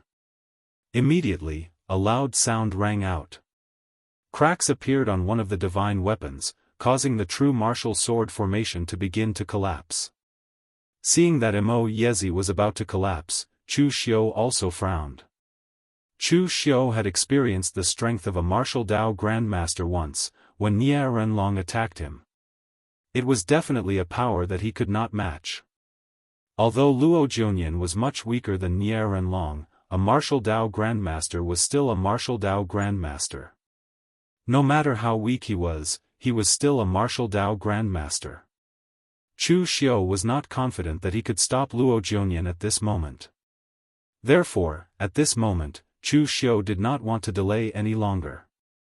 The earth energy around him surged to the extreme, and in an instant, Chu Xiu's eyes became hollow. At this moment, he performed the heaven's sun gazing at air skill to the extreme. Everything around him had condensed into silk threads in Chu Xiu's eyes, dancing and changing rapidly. Amidst the countless silk threads, Chu Xiu's mental energy skyrocketed to the extreme. His figure wandered in the endless fist wind and sword aura. Li Yuan and Eunuch Chen were shocked to discover that the two of them seemed to be feeding Chu Xiu moves at this moment. As soon as they attacked, Chu Xiu had already prepared to dodge in advance. At this moment, they had already attacked with all their might, and they could not retract their moves halfway. This feeling made them extremely depressed, and they had the urge to vomit blood. However, within these few moves, Chu Xiu had completely shaken off Eunuch Chen and Li Yuan's entanglement, and his figure appeared in front of Nie Donglu. In an instant, Nie Donglu felt an extreme sense of danger. Without saying a word, he performed the heaven and earth cloud-reaching hand. Powerful earth energy was condensed by him, one clear and one turbid. The two forces were like a Tai Chi diagram, defending in front of him while he retreated rapidly. However, at this moment, Chu Xiu was prepared to attack with all his might to break the stalemate. How could he let Nie Donglu escape just like that? With a slash of the blade, the force of the blade accurately struck the boundary between the clear and turbid forces of the universe. As if it was a simple move, the Tai Chi diagram suddenly shattered. Chu Xiu's hand formed the external lion seal. In an instant, the sound of Buddha exploded like thunder. The powerful force rang in Nie Donglu's ears, immediately making him feel dizzy. Even if he used all his spiritual qi to suppress it, he could not completely suppress the feeling. This made Nie Donglu feel like vomiting blood. It was this move again. Chu Xiu's external lion seal was similar to the Great Light Temple's lion's roar of 9 transformations. They were both martial arts techniques that could not be used to defeat the enemy in one move, but could not be parried. When used suddenly, it would catch the enemy off guard. Even if the enemy managed to defend in time, it would still have some effect. Chu Xiu took one step at a time. With each step, he formed an external lion seal. The sound of thunder and explosion seemed to be continuous, ringing in Nie Donglio's ears. This made his spiritual qi start to dissipate, and blood flowed uncontrollably from his ears and nose. Seals like the external lion seal, which consumed a lot of energy, were continuously used by Chu Xiu. His consumption was not small. By the time he got close to Nie Donglu, his face was already pale. Seeing Chu Xiu's appearance, Nie Donglu gritted his teeth and decisively stopped retreating. Instead, he gathered all the spiritual qi in his body and slammed his palm down on Chu Xiu. Li Yuan and Eunuch Chen were right behind him. As long as he could hold them off for a moment, Chu Xiu would definitely die. However, before his palm could explode, Chu Xiu's great demonic blood technique had already begun to be used at full force. As the seals in Chu Xiu's hands were performed, boundless demonic qi stirred up his qi and blood. This made Nie Donglu let out a muffled grunt, and a look of shock appeared in his eyes. Previously, Chu Xiu had wasted his spiritual qi and used so many external lion seals to fight Nie Donglu head-on. He had not done it to affect Nie Donglio's attacks, but to directly use the external lion seal to shake Nie Donglu until he bled, so that his body would no longer be like an iron bucket. Only then would he be able to use the great demonic blood technique to its fullest. Actually, Nie Donglu knew about the great demonic blood technique. After all, he had participated in the great battle on Floating Jade Mountain. However, Nie Donglu had not expected the power of the great demonic blood technique to be so terrifying. It was so terrifying that he could not suppress it even with all the spiritual qi in his body. Now, Nie Donglu finally understood why Han Ting from the Sword Hut had only been willing to take out the blood-killing blade and not the great demonic blood technique. This was not because the Sword Hut was stingy, but because this technique was truly evil to the extreme. Li Yuan and Eunuch Chen, who were behind him, had already attacked again. There was only one move left for Chu Xiu to make his move. With a wave of one hand, boundless demonic qi mixed with qi and blood was extracted from Nie Donglio's body. At the same time, the qi and blood in Chu Xiu's body also erupted. The two forces of qi and blood merged into one, becoming an evil blade completely condensed from blood. It slashed down on Nie Donglio's head.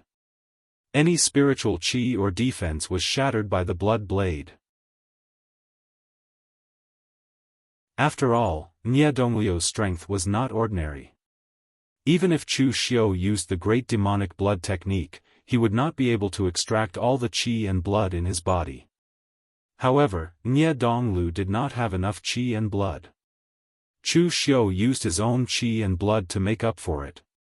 After all, the blood-killing blade only consumed qi and blood. No matter whose qi and blood it was, the stronger the better. Because they had the same source of power, Nie Donglio's spiritual qi defense was reduced to nothing under the blood-killing blade. However, Nie Donglio's reaction was fast. After noticing the characteristics of the blood-killing blade, he did not choose to passively defend. Instead, he gathered all the spiritual qi around him and stirred the world. The explosive spiritual qi affected the surrounding spiritual qi of the world, forming a cyclone in front of him. However, although the cyclone looked extraordinary, it was still shattered by Chu Xiu's evil blood-killing blade. There was a loud bang, and blood splattered everywhere. Nie Donglu was sent flying. He clutched a hideous wound on his chest and spat out blood. His eyes were filled with shock. Chu Xiu raised his eyebrows. As expected, he still could not kill Nie Donglu at this time. Furthermore, he did not have the chance to kill Nie Donglu now. Behind him, Li Yuan and Eunuch Chen had joined forces to attack. One's fist force was extremely powerful, while the other's sword force was ruthless and evil. The two attacks were already upon him. Even if Chu Xiu used Heaven's Sun gazing at air, he would not be able to dodge completely. He could see the trajectory of the opponent's attack, but he was too fast to dodge. Therefore, in that instant, Chu Xiu held the Dugu seal in his hand and condensed all the spiritual qi in his body into one. He was as immovable as a mountain, invincible. There was a violent explosion of spiritual qi, and Chu Xiu's figure was sent flying. A stream of blood flowed down the corner of his mouth. In a hurry to defend, even Chu Xiu's Dugu seal could not block the attacks of these two. However, for the current Chu Xiu, it was enough. Kill! With a loud shout, Chu Xiu took the lead and fled out of the Luo family. Behind him, Luo Feiheng and the other two also erupted with their strongest power. They attacked directly, killing the Luo family warriors in front of them and fleeing together. Li Yuan and Eunuch Chen looked at each other and did not continue to attack. They only wanted to find trouble with Chu Xiu. It was not an irreconcilable hatred. At this time, since Chu Xiu had already escaped, they naturally did not have to waste their energy to chase after him. Of course, based on the power that Chu Xiu had displayed just now, after Nie Donglu was seriously injured, they really did not dare to chase after him.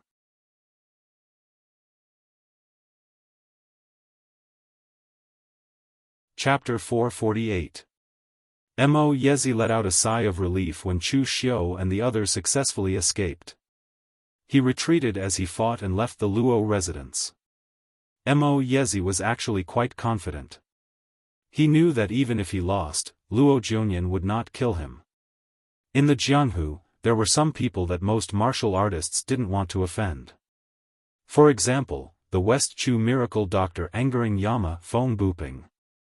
Although he had a strange temper, he didn't want to offend anyone because he didn't know when he would need someone's help. There were also array masters, divination grandmasters, and so on. Although these people were not as good as ordinary martial artists in terms of combat power, they could be of great help to martial artists in the aspect they specialized in. From this, they could make terrifying connections. Mo Yezi was one such grandmaster in smithing. Ever since he stepped into this realm, he had forged countless weapons for others, including countless precious weapons and divine weapons. All of these connections were enough to make Luo Junyan feel apprehensive. Although Luo Junyan did not want to chase after Mo Yezi, he did not want Luo Feiheng and the others to escape the Luo residence. But before he could chase after them, a Luo family disciple shouted anxiously, "Ancestor! If we don't suppress the array in the ancestral hall, the entire ancestral hall will collapse." Luo Junyan glared at the direction Luo Feiheng and the others escaped in. He had no choice but to turn around and run towards the ancestral hall. At this time, Luo Feiheng and the others had escaped more than 10 miles away. When they saw that no one was chasing after them, they stopped and began to recover their injuries and internal energy. Mo Tianlin looked at Luo Feiheng and teased, "You are now homeless. Where do you plan to go from now on? But Eastern Qi, I advise you not to stay here. You were really ruthless this time. I'm afraid that from now on, the Luo family will not rest until you are dead." Mo Yezi said, "Little Feiheng, it's not a big deal if you want to stay in Eastern Qi. My Mirror Lake Manor may not have much power, but I do have some influence in Jianghu. If I take you in, even Luo Junyan won't dare to say anything." At the side, Xia Shaolu also said, "That's right. Senior Mo has a place for you, and so does our World Alliance. Brother Chu's Guanzhong torture room is also a good place to go. Luo Junyan can only flaunt his power in the Luo clan, but no one will listen to him anywhere else." Luo Feiheng shook his head and said, "I appreciate everyone's good intentions, but I've troubled you enough this time. I already have a plan for the future." At this point, Luo Feiheng's eyes flickered coldly and said, "The Luo clan thinks that they can revive the Luo clan by relying on a marriage alliance and a piece of trash like Luo Feiyun. Now, I'll show the Luo clan that I alone will surpass the entire Luo clan." Mo Tianlin and the others did not speak. They thought that Luo Feiheng said those words out of anger. After all, although the Luo family was now in decline, they still had some foundation. Even if Luo Feihong had stepped into the martial Dao Grand Master realm, he was still alone after all. In terms of foundation, he could not compare with the Luo family. However, only Chu Xiu knew that if the situation did not change too much, Luo Feihong's future would surprise many people. Luo Feihong turned to Mo Yezi and Chu Xiu and said, "Senior Mo, Brother Chu, I'd like to borrow something from you." "What is it?" Luo Feihong said in a deep voice, "Weapons and reputation. I want to develop my forces in the dark, but I have nothing at the moment, so I need weapons as a lure. However, Senior Mo, don't worry. I only need a small number of weapons in the beginning. Later on, I will naturally take out the materials and price to buy weapons from the Mirror Lake Manor." Mo Yezi waved his hand and said, "It's a small matter. My Mirror Lake Manor may not have many things, but it has a lot of weapons. If you want divine weapons, it might take some effort. However, there are some precious weapons. I and the others in the Mirror Lake Manor have countless precious weapons. You can take as many as you want." Luo Feihong shook his head and said, "This is a different matter. We still have to follow the rules of the Jianghu." After saying that, Luo Feihong looked at Chu Xiu and said, "As for Brother Chu, I want to borrow your reputation." Chu Xiu subconsciously rubbed his chin. He seemed to know what Luo Feihong wanted to do, so he asked, "The 9-branch division?" Luo Feihong nodded and said, "That's right. Although I have some reputation in the Jianghu, it's not as good as Brother Chu. Moreover, I know that I'm a woman, so I'm naturally weak. Brother Chu, when you said that we should work together to establish the 9-branch division, I only thought it was interesting. But now, I can feel the potential of the 9-branch division. Therefore, I want to borrow the reputation of the 9-branch division and Brother Chu to secretly recruit some people. If Brother Chu is at ease, then lend me your reputation. I dare say that within 3 years, I can make the 9-branch division have a heaven and earth turning change in both numbers and power." After saying that, Luo Feihong raised her head. Her charming face revealed a trace of confidence and pride. This made Xia Xiaolu and Mo Tianlin feel a bit unfamiliar. This was because they had never seen this side of Luo Feihong. In the past, they knew that Luo Feihong was very strong, but that was all. More than that, they felt that Luo Feihong was a bit eccentric. As a woman, her actions were more manly than a man's. In the past, when they went to the brothel to drink, Luo Feihong, as a woman, would steal women with them. She was even more popular than them. Therefore, Xia Xiaolu and Mo Tianlin had always thought that Luo Feihong was a maverick who loved women and pleasure. This kind of habit was very similar to Mo Tianlin. This was also the reason why Mo Tianlin and Luo Feihong could become good friends. However, Xia Xiaolu and Mo Tianlin didn't know that people had two sides. When Luo Feihong became serious, her methods and abilities would definitely surpass everyone's imagination. Chu Xiu threw the 9-dragon coin in his hand to Luo Feihong and smiled, "I'll wait for that day." Towards Luo Feihong, Chu Xiu was very confident. In the original storyline, Luo Feihong was also chased by the Luo clan. In the end, she truly started from scratch and established the Bu-Air Palace, developing it into a peak power in the underworld. It was dozens of times stronger than the previous Luo clan. And now, Luo Feihong's starting point was higher than in the previous life. If there were no accidents, the speed of her rise would also be faster than in the previous life. Xia Xiaolu and Mo Tianlin didn't say much. The 9-branch division was originally proposed by Chu Xiu. Although Chu Xiu said that the 9-branch division didn't have a leader, as Chu Xiu's strength became stronger and his reputation in the underworld grew, Xia Xiaolu, Mo Tianlin, and the others subconsciously treated Chu Xiu as their leader. Although they didn't say it explicitly, it could be seen from some details and attitudes. In the underworld, strength was still the most important thing. Although they had a good relationship, strength was strength. As long as one was a martial artist, they would subconsciously take this as their priority. Since Luo Feiheng had already made her decision, Chu Xiu and the others didn't say anything else. They chatted for a while more before leaving. In fact, the one who should feel the most melancholy was Mo Tianlin. Offending the Luo clan was a small matter for Chu Xiu and Xia Xiaolu, but for Mo Tianlin, the pressure from his clan would probably be huge. However, no one could help him with this. Only Mo Tianlin could bear it himself. After Chu Xiu left, he didn't return to Guangzhong. Instead, he first found a place to recuperate in eastern Qi. The Luo clan's matter was resolved, but his own grudge was not resolved. Nie Donglu was a slippery fellow.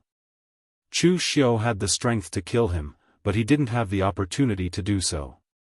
However, this time, Crown Prince LV Longji's subordinates, Eunuch Chen and Li Yuan, attacked him. Chu Xiu didn't intend to let this matter go. For a gentleman to take revenge, 10 years is not too late. If Chu Xiu wanted to take revenge, it would depend on his mood and the opportunity. Chu Xiu wasn't a magnanimous person. He didn't intend to let this matter rest.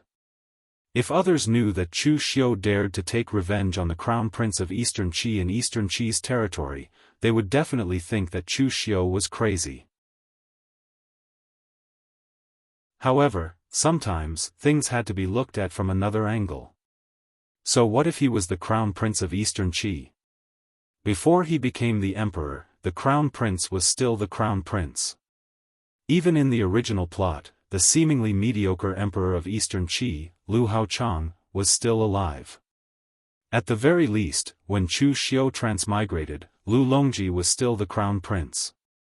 Moreover, in the land of Eastern Qi, there were many people who wanted to cause trouble for the Crown Prince. Chu Xiu was very good at taking advantage of the situation. As for whose situation he could take advantage of, the only person Chu Xiu was familiar with in the Eastern Qi imperial family was the second prince, Lu Longguang. Chu Xiu believed that as long as he made an appearance, it would be easy to borrow this person's power. Moreover, Chu Xiu had another thought in mind, and that was to seize Li Yuan's good fortune. Right now, Li Yuan wasn't very eye-catching in the Eastern Qi imperial court. He was just a small official in Eastern Qi. Even under the Crown Prince, Lu Longji, he was the Crown Prince's confidant, but his status couldn't be compared to Lu Longji's personal eunuch, Chen Do. If the current Li Yuan were to be evaluated by others, he would at most be someone with decent strength and ability. There was nothing outstanding about him. The only thing that allowed Li Yuan to soar into the sky and become the North Garrison King of Eastern Qi was the good fortune inheritance that he had obtained. Chu Xiu didn't know the exact time when Li Yuan obtained the inheritance, but in the original plot, Chu Xiu knew the approximate time and place. If he killed Li Yuan and waited at that place, would he be able to obtain the good fortune and inheritance on Li Yuan's behalf? This kind of thing was a little uncertain, but in any case, the first step was to kill Li Yuan. Then, Chu Xiu would go to that place to try his luck and see if he could obtain the inheritance that belonged to Li Yuan. After the plan was made, Chu Xiu recuperated for half a month. When his injuries had completely recovered to their peak, he went straight to Daliang city of Eastern Qi to look for the second prince, Lu Longguang.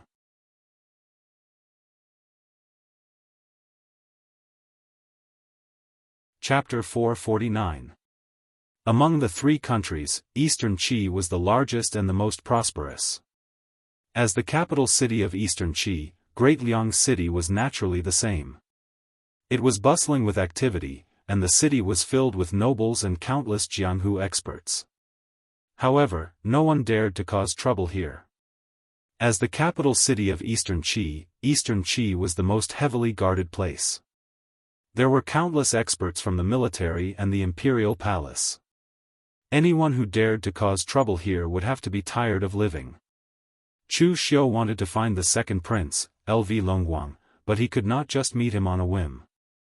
He first had to find someone he was familiar with, and that person was Fang Xinqi, the commander of the Breaking Edge Battalion. Every battalion of the Dragon Riders' Imperial Army was actually an independent existence, responsible for all kinds of tasks. Even the target they were loyal to was different. The Breaking Edge Battalion was not located outside the city, but in a mansion in the eastern part of Great Liang City. The mansion seemed very low-key. It was just a seemingly ordinary black mansion, with the words Breaking Edge Battalion written in large golden letters. There was also the dragon insignia of the Dragon Riders' Imperial Army. However, on the street outside the Breaking Edge Battalion's mansion, there were almost no martial artists coming or going.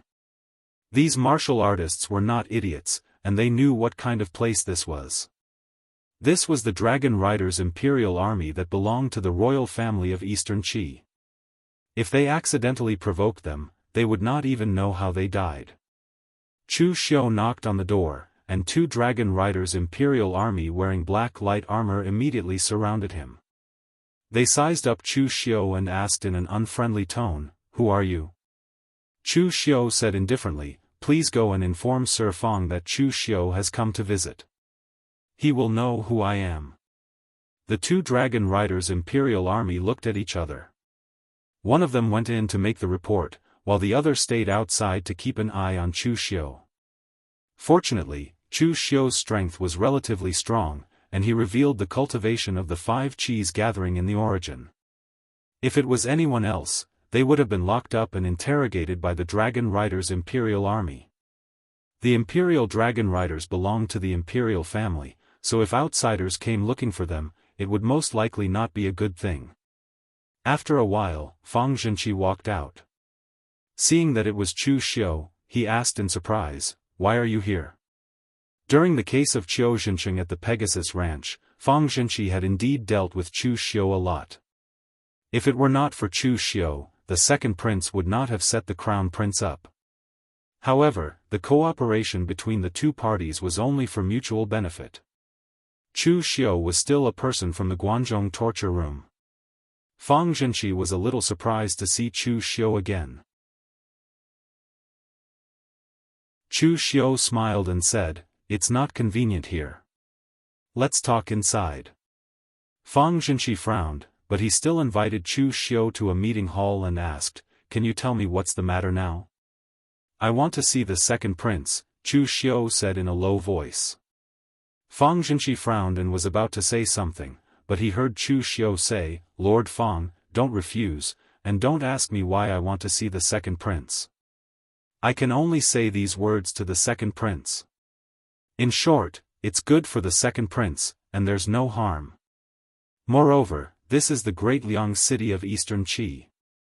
I dare to play tricks in other places, but I don't dare to be presumptuous here. In that case, what is Lord Fang afraid of?" Fang Zhenqi felt that Chu Xiu's words made sense. Chu Xiu was only a cultivator at the 5 Qis unification stage. In the capital of Eastern Qi, even if he had any schemes, he wouldn't be able to carry them out. Therefore, Fang Zhenqi thought for a moment and brought Chu Xiu to the second prince, Lv Longguang. Lv Longguang had been conferred the title of King Liang, and his fief was the richest county in Qi, Liang County. However, apart from sending his trusted subordinates to manage the fief, Lv Longguang rarely visited his own fief. He spent most of his time in Great Liang City or in the military. This made Crown Prince Lv Longji gnash his teeth in hatred and fear. Lu Haochang had never forced Lv Longguang to go to his fief. This proved that in Lu Hao's mind, there was no difference between the 2 of them. Lv Longji, the Crown Prince, was merely a title. Lv Longguang felt a little strange when he saw Chu Xiu again. The last time he saw Chu Xiu, Lv Longguang's deepest impression of Chu Xiu was Chu Xiu's boldness and greed. At that time, Chu Xiu was just an inspector of the Guanzhong torture room. He could be considered as a relatively outstanding cultivator among the younger generation, but he wasn't considered to be in the upper echelons of the Guanzhong torture room. However, it was Chu Xiu who dared to negotiate with him, the second prince of Eastern Qi, and even extorted the forget-me-killing fist from him. This courage left a very deep impression on Lv Longguang. Seeing that Chu Xiu had come to him again, LV Longguang couldn't help but ask, Chu Xiu, why have you come to me this time? Could it be that you're prepared to rely on this king? To be honest, if Chu Xiu was really willing to rely on him, LV Longguang would be very happy. After all, Chu Xiu's strength and potential were there for all to see. As long as one wasn't blind, they could see it. However, for LV Longguang, compared to strength and potential, Chu Xiu's current reputation was more important. He was a young hero ranked 6th on the Longhu list. If he could recruit Chu Xiu, he could directly push Chu Xiu to the public. Even the young hero ranked 6th on the Longhu list was willing to follow him. Wouldn't this make him look very virtuous? Chu Xiu smiled and shook his head, Your Highness must be joking. Hall leader Guan has treated me well. How can I betray the Guanzhong torture room? Although I, Chu Xiu, am not a good person, I still know the word loyalty. Hearing Chu Xiu's words, LV Longguang's interest was greatly reduced. He leaned back on the chair and asked, Then why did you come to see me this time? If you can't give me a proper explanation, then you're just making fun of me. You know the consequences. Chu Xiu lightly said, Since I went through so much trouble to ask General Fong to bring me to see Your Highness, I naturally have something that can satisfy Your Highness. Oh? What is it? Chu Xiu narrowed his eyes and said, If I can help Your Highness attack the Crown Prince's reputation and weaken his strength, will Your Highness be satisfied? Hearing Chu Xiu's words, LV Longguang immediately sat up straight and frowned, You want to help me deal with the Crown Prince? Then what do you want? LV Longguang still remembered Chu Xiu's character of not getting up early without benefits. Last time, when Chu Xiu brought out the evidence, LV Longguang had to pay the price of the annihilating heaven and destroying earth annihilating oblivion killing fist. Now, what did Chu Xiu want? Chu Xiu shook his head and said, I don't want anything. It's just that ever since I helped Your Highness last time, the Crown Prince bore a grudge against me. His subordinates have been causing me a lot of trouble. I'm a very vengeful person. It's not my character to not return the favor after being slapped in the face. If someone wants to cause trouble for me, then I'll return the favor and let them know the price of causing trouble for me. This matter has only happened recently. If Your Highness hasn't heard of it, you can ask others. LV Longguang really didn't know what happened to the Luo family. He was the second prince of Eastern Qi. Other than some major events in the martial world, he couldn't be bothered to care about them. Fighting for the throne and developing his own strength were the most important things to him. But just because he didn't know, it didn't mean that others didn't know. LV Longguang asked an old eunuch with a pale face behind him, Eunuch Li, what's going on? Eunuch Li immediately transmitted a message to LV Longguang, telling him everything that had happened to the Luo family. He also emphasized the fact that Eunuch Chen and Li Yuan, the Crown Prince's subordinates, had attacked Chu Xiu. LV Longguang nodded and looked at Chu Xiu with a strange look in his eyes. He said, If that's the case, how are you going to help me deal with the Crown Prince? You only have the strength of the 5 Qis in the Origin Realm. I'd like to see if you can hurt the Crown Prince's foundation with your meager strength. Chu Xiu said in a deep voice, Your Highness, you're wrong about one thing. I've said before that I'm here to help you deal with the Crown Prince. If I was alone, I could have easily left after taking my revenge. Why would I come here to look for Your Highness? It's because I don't have any power in Eastern Qi that I've come to look for Your Highness. I want to borrow Your Highness's strength to help you deal with the Crown Prince. LV Longguang was stunned when he heard this, and then anger appeared in his eyes. He sneered and said, Chu Xiu, are you here to make fun of me? I thought you had something on the Crown Prince or had a plan. I didn't expect you to come here empty-handed. You don't have anything, and you want to borrow my strength to deal with the Crown Prince? What right do you have? If that's the case, I might as well do it myself. Why should I lend my strength to you? Chu Xiu smiled, pointed to himself, and said word by word, because I'm Chu Xiu. To be frank, Your Highness, you have powerful subordinates like General Fong and Eunuch Li, but you can't find a single one who really has the ability to set up a trap. Otherwise, Your Highness wouldn't have been in a stalemate with the Crown Prince for so long. And I, Chu Xiu, was born in the wilderness, but in less than 2 years, I've gone from an inspector who just entered the Guanzhong torture room to a torture officer in charge of Guanxi. When my boss was in charge of Guanxi, discipline was lax, and the forces of Jianghu were rampant, to the point that they didn't even care about the Guanzhong torture room. But since I took over Guanxi, I, Chu Xiu, have been the only one who can speak. The same power can play a different role in the hands of different people. So this time, Your Highness, you can take a gamble and bet on your confidence in me. If Your Highness trusts me, then lend me some of your power. If Your Highness doesn't believe me, then I'll turn around and leave. I won't disturb Your Highness. I'll take revenge another day. It's all up to you, Your Highness. After Chu Xiu finished speaking, he looked at LV Longguang without saying a word. To be honest, his words not only stunned LV Longguang, but also Fong Zhenqi and Eunuch Li. They had seen arrogant people, but they had never seen someone as arrogant as Chu Xiu. He was so full of himself. But thinking about it carefully, Chu Xiu was telling the truth. This was his military record, and it was also the reason why he could stand in front of LV Longguang and say these words.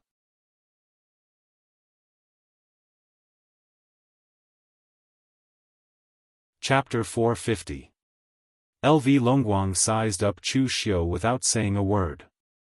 If it had been someone else boasting so shamelessly in front of him, LV Longguang would have directly thrown that person out. However, this person was Chu Xiu. Just as Chu Xiu had said, his experience in the Guanxi region and his current status were proof of Chu Xiu's ability. This was confidence and also a fact. Whether or not to trust Chu Xiu was something that LV Longguang had to consider. After a long while, LV Longguang asked with a sullen face, "If I lend you my power, but you screw it up, what should I do?" Chu Xiu shook his head and said, "If I take action, I won't screw it up. There are no ifs. Besides, I'm not your subordinate, so there's no need for me to make a military pledge here. I've said before that if Your Highness has confidence in me, then hand over the power to me. If not, then I'll turn around and leave. Promises are just empty words before things are done. Also, I have something else to say. Your Highness, you and the Crown Prince have to fight it out. Last time, you won with His Majesty, but what about now? Therefore, even without me, I reckon that Your Highness will still make a move against the Crown Prince.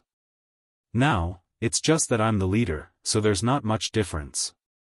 LV Longguang pondered for a moment. Perhaps his previous deal with Chu Xiu had given him some confidence. He said in a deep voice, "All right, I'll believe you this time. However, you have to tell me what your plan is first. Similarly, I'll also send Fong Zhenqi and Eunuch Li to follow you. This king has never liked to play tricks. I'll make it clear in advance. If you want power, I'll give it to you. However, Fong Zhenqi and Eunuch Li are here to monitor you. As long as you don't do anything that harms this king's interests, the two of them will only monitor you and listen to your commands. They will not interfere with your actions." Regarding LV Longguang's decision, Chu Xiu didn't say much. If LV Longguang really believed him unconditionally, then either LV Longguang was stupid, or there was something fishy about it. Therefore, Chu Xiu just nodded and said, "Your Highness should do this." "All right, tell me about the first step of your plan," LV Longguang said in a deep voice. Chu Xiu said, "The first step of the plan is actually very simple. Know yourself and know your enemy, and you will never be defeated. I need information about the Crown Prince and his trusted subordinates." Eunuch Li, who was at the side, said in a sharp voice, "Official Chu, don't worry. We have intelligence on the Crown Prince's side. Recently, the Crown Prince has been very low-key. Nothing major has happened." Chu Xiu shook his head and said, "It's not enough. This information isn't enough at all.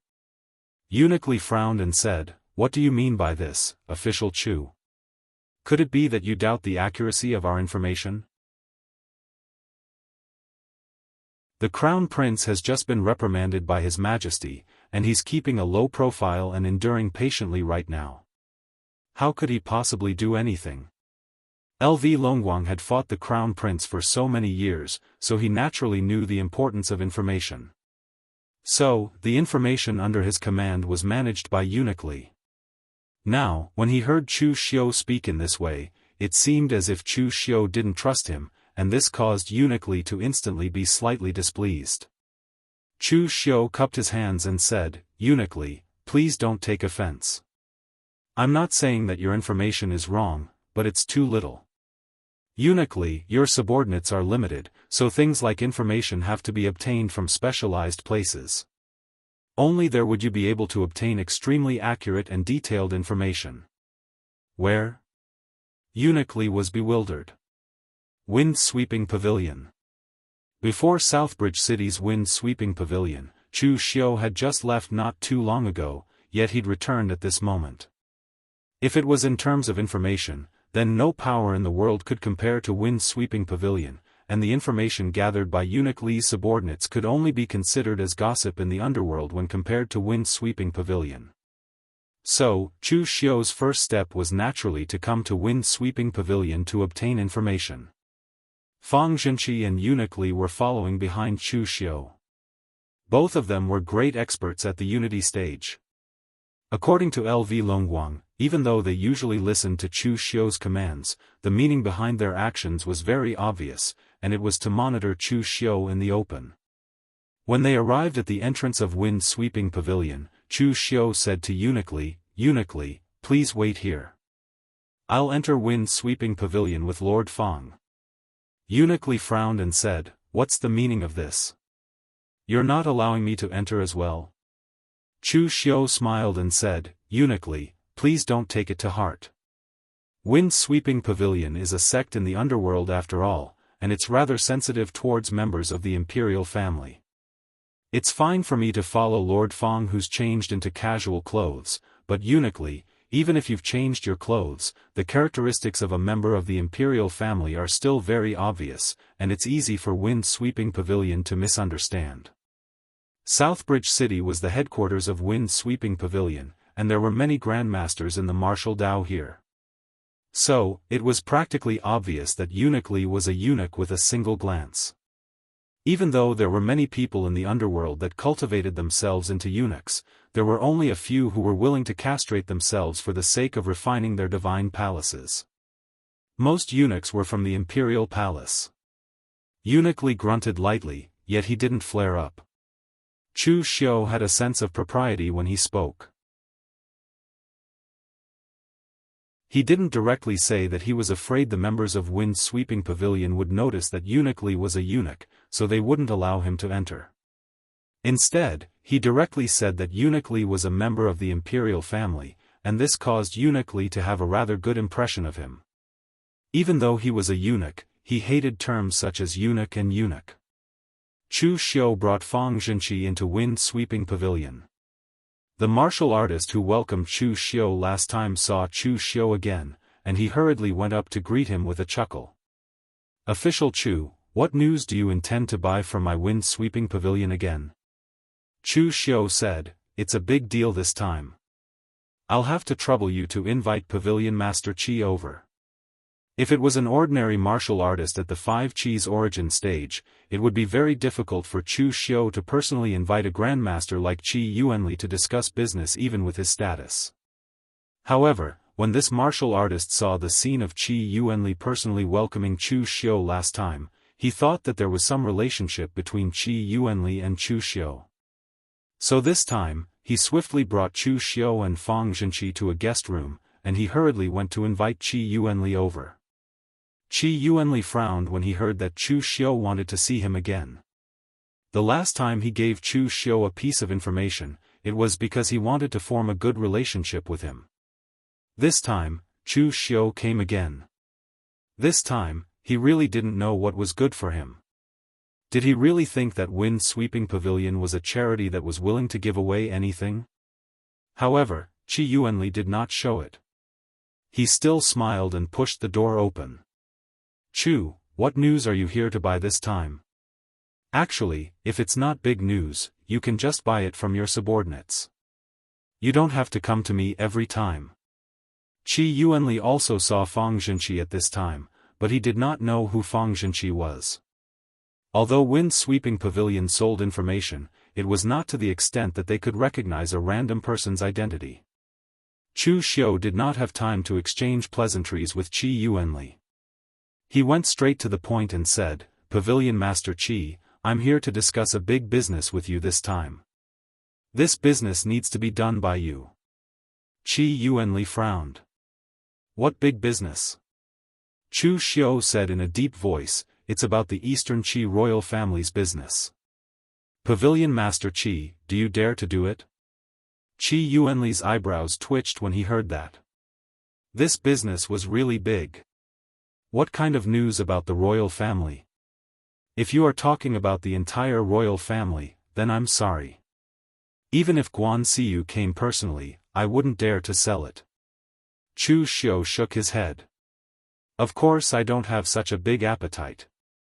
What I want is information about the Crown Prince. The more detailed, the better.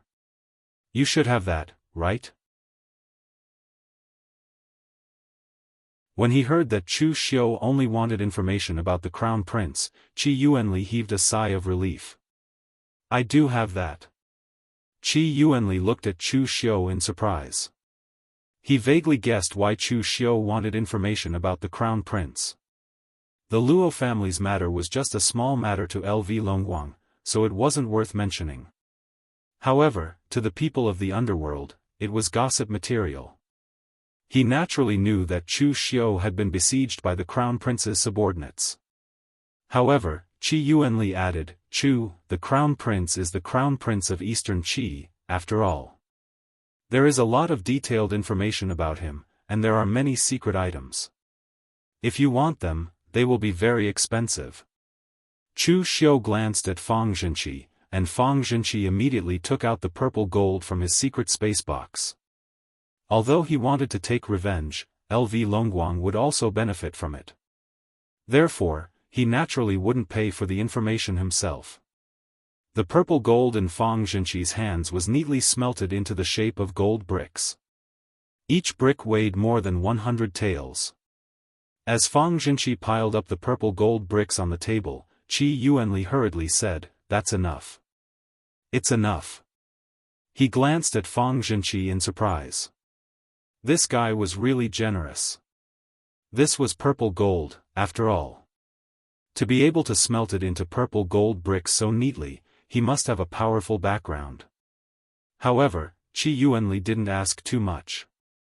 Wind-Sweeping Tower was usually the most gossipy faction, and they wanted to collect all kinds of information. However, they were very tight-lipped when it came to their own guests. Qi Yuanli asked someone to bring a jade book and copied all the information about the Crown Prince. He imprinted it into a simple cultivation jade slip and handed it to Chu Xiu. Qi Yuanli said in a low voice, Chu, this contains the information you want.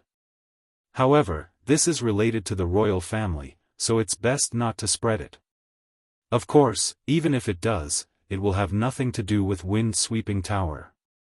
As long as Chu steps out of Wind-Sweeping Tower's doors, everything will have nothing to do with Wind-Sweeping Tower.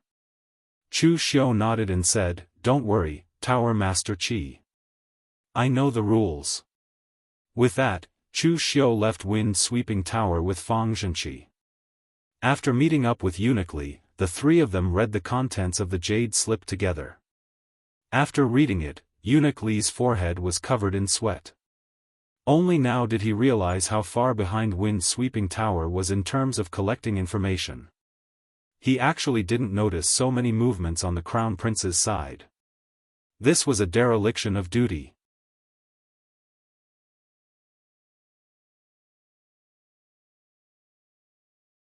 Chapter 451.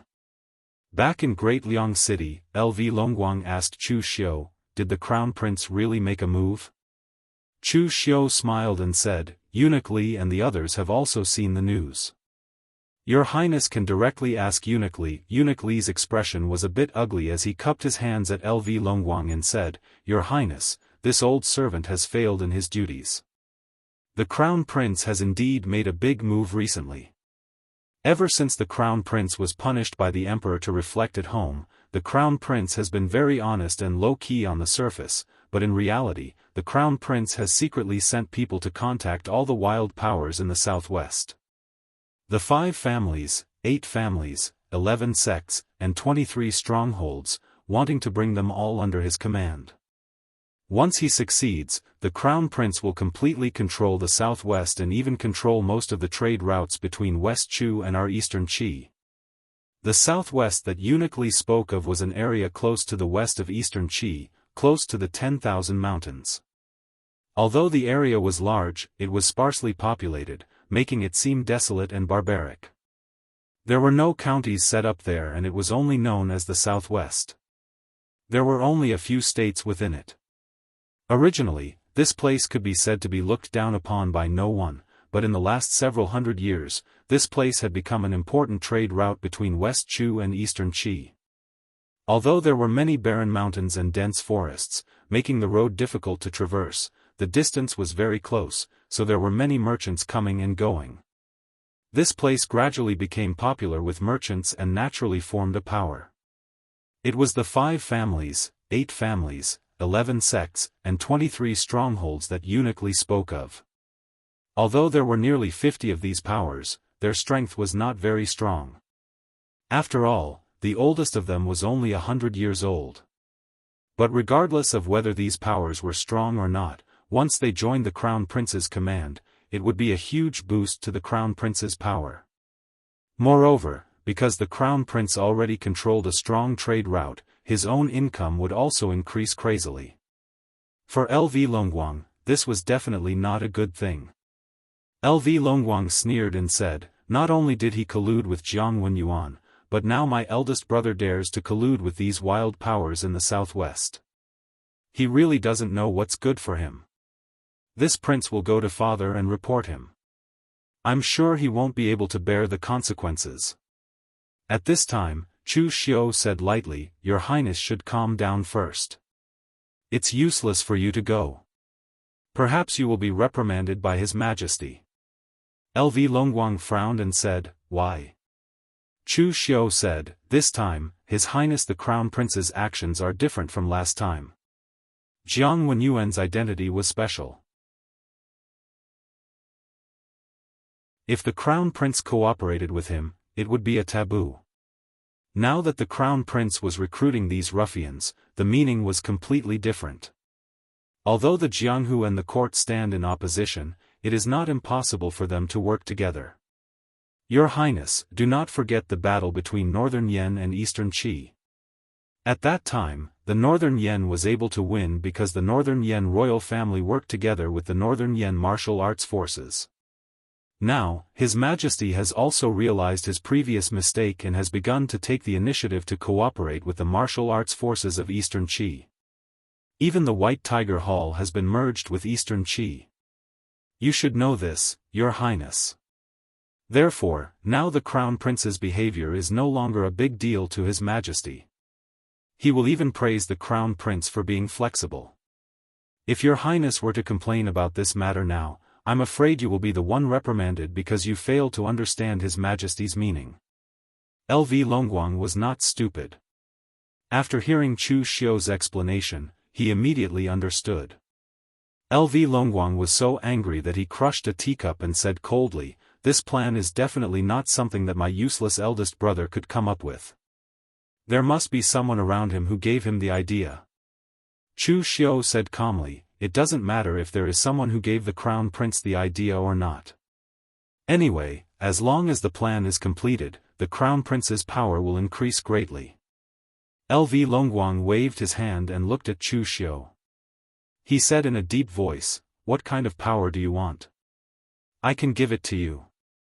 There is only one condition, and that is to completely mess up the Crown Prince's plan.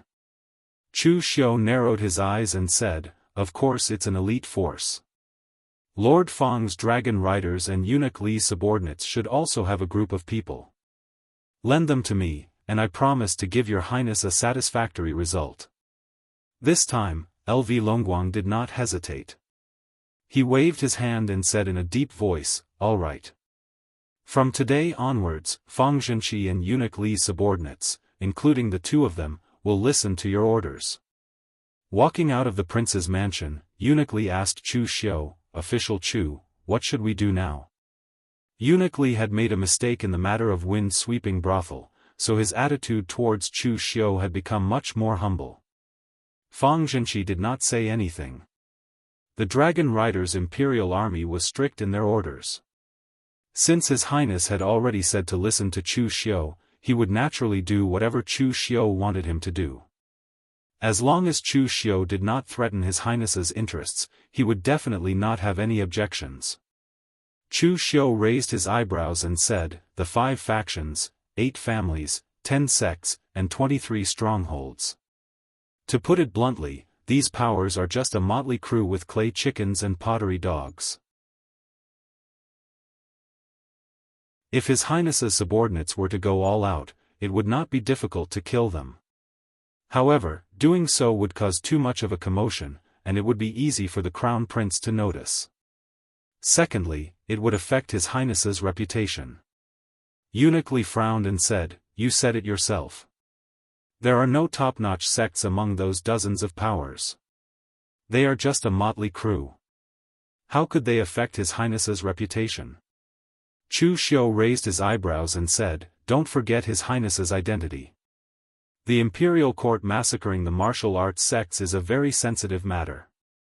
Unless His Highness does not wish to have any cooperation with the martial arts sects in the future, it is better to be cautious about this matter." Eunuch Li was born in the imperial palace. Eastern Qi trained eunuchs in batches. They were mainly taught how to serve their masters, and martial arts were secondary. As for abilities and whatnot, no one taught them those things.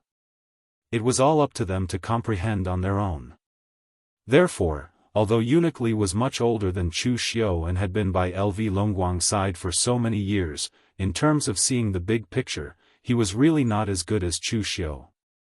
Hearing that Chu Xiu had considered more than him, Eunuch Li did not say anything. He said directly, "Since official Chu has considered all these, then tell us your plan. Lord Feng and I will assist official Chu from the side." Chu Xiu narrowed his eyes and said, "There is no hurry. There are 5 schools, 8 families, 10 factions, and 23 strongholds. There are dozens of powers, and it is impossible for them to be of the same mind. Sometimes, attacking the enemy from the inside is easier than attacking from the outside. The intelligence given to us by Wind-Sweeping Tower is very complete, and there is even a general information on these dozens of powers. Let me pick a few targets first, and then slowly make arrangements. There is still time." At this time, Chu Xiu's expression was somewhat gloomy. Eunuch Li, who had always been known for his feminine temperament, felt a chill in his heart. In terms of killing people, as LV Longguang's personal eunuch, Eunuch Li might not have killed fewer people than Chu Xiu.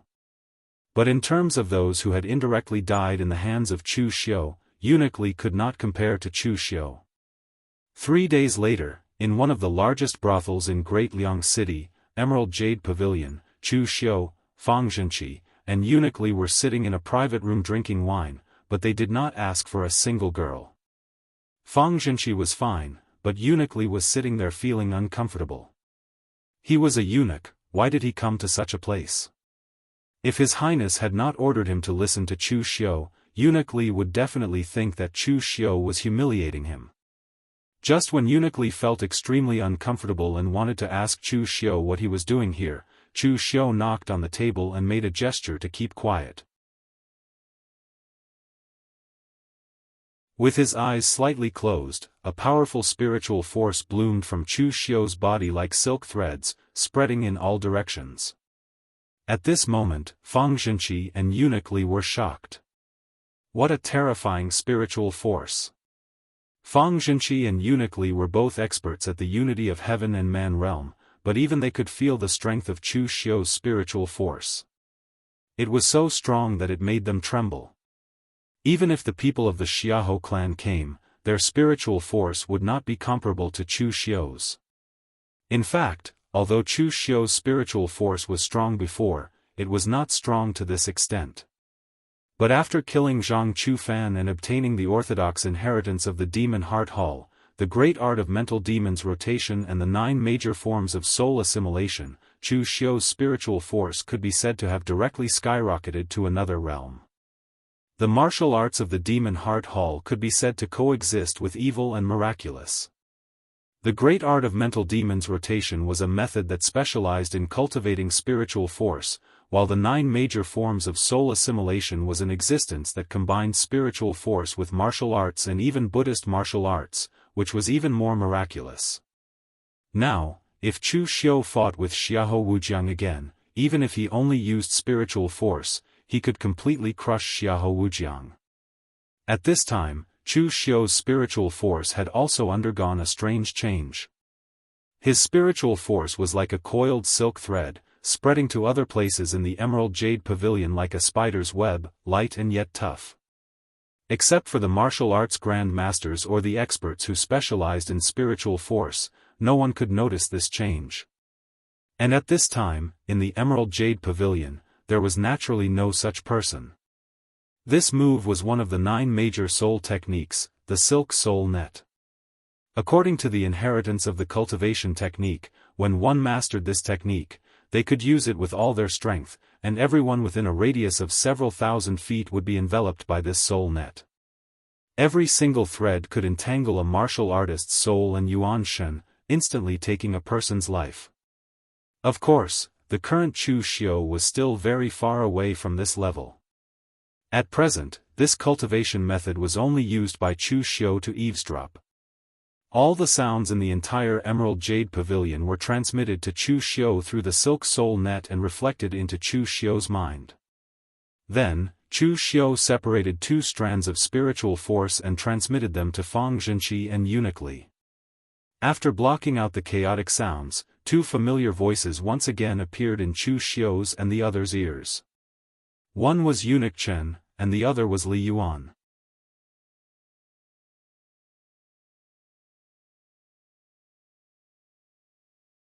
Chapter 452. Eunuch Chen and Li Yuan were also in the Emerald Jade Pavilion's box, and it was not too far from the box where Chu Xiu and the others were. In addition to Eunuch Chen, there was also a young man in his 20s in the box. His strength had not even reached the innate realm, and his behavior was frivolous and sloppy. Li Yuan looked at the young man with a hint of contempt, but he still said politely, "Did young Master Zheng have a good time in Daliang City? Tomorrow, young Master Zheng will return to the southwest. At that time, please tell Master Zheng about your experience in Daliang City. His Royal Highness the Crown Prince is very sincere." Young Master Zheng laughed and said, "Well said, well said. Since His Royal Highness the Crown Prince is so generous, I will definitely tell my father when I go back. Let the Iron Sword clan follow His Royal Highness the Crown Prince and live well in the future." At this time, young Master Zheng's face showed a trace of wretchedness and said, "Since I am leaving tomorrow, I must have a good time today. My expenses in the Emerald Jade Pavilion." Li Yuan's eyes showed a trace of disgust, but he still said with a smile, "Young Master Zheng, just enjoy yourself. I have already told the boss that all your expenses here will be recorded in my account." Young Master Zheng laughed and said, "Lord Li is very kind. Then I won't stand on ceremony." As he spoke, young Master Zheng directly pushed the door open and shouted, "Where is the madam? Hurry up and find me girls, I want 6, no. 10. I want them to be tall and have big breasts." The Emerald Jade Pavilion was the top brothel in Daliang City. It was not an ordinary brothel. Those who came here were all high-ranking officials and nobles, and they were all people of status. It was really rare to find someone as vulgar as young Master Zheng.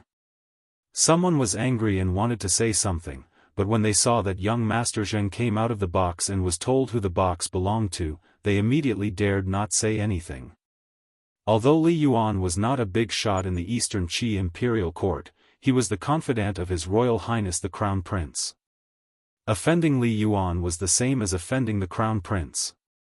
Therefore, in the city of Daliang, there were not many who dared to offend Li Yuan. After young Master Zheng left, Li Yuan closed the door and sneered disdainfully, Iron Sword Sect Master Zheng Tiantu can be considered a character. With a broken iron sword, he founded Iron Sword Sect and became the head of the 5 sects in the southwest. Who would have thought that his son would be so disappointing?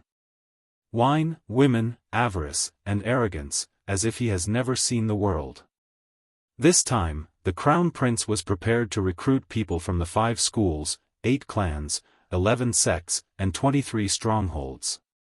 In reality, the Crown Prince had already made his move. The 5 schools, 8 clans, 11 sects, and 23 strongholds were ranked according to the former. The 5 schools were the strongest, while the 23 strongholds were almost all bandits and were the weakest. Among them, Iron Sword Sect was the head of the 5 schools. Sect Master Zheng Tiantu was an expert half a step to the supreme power realm.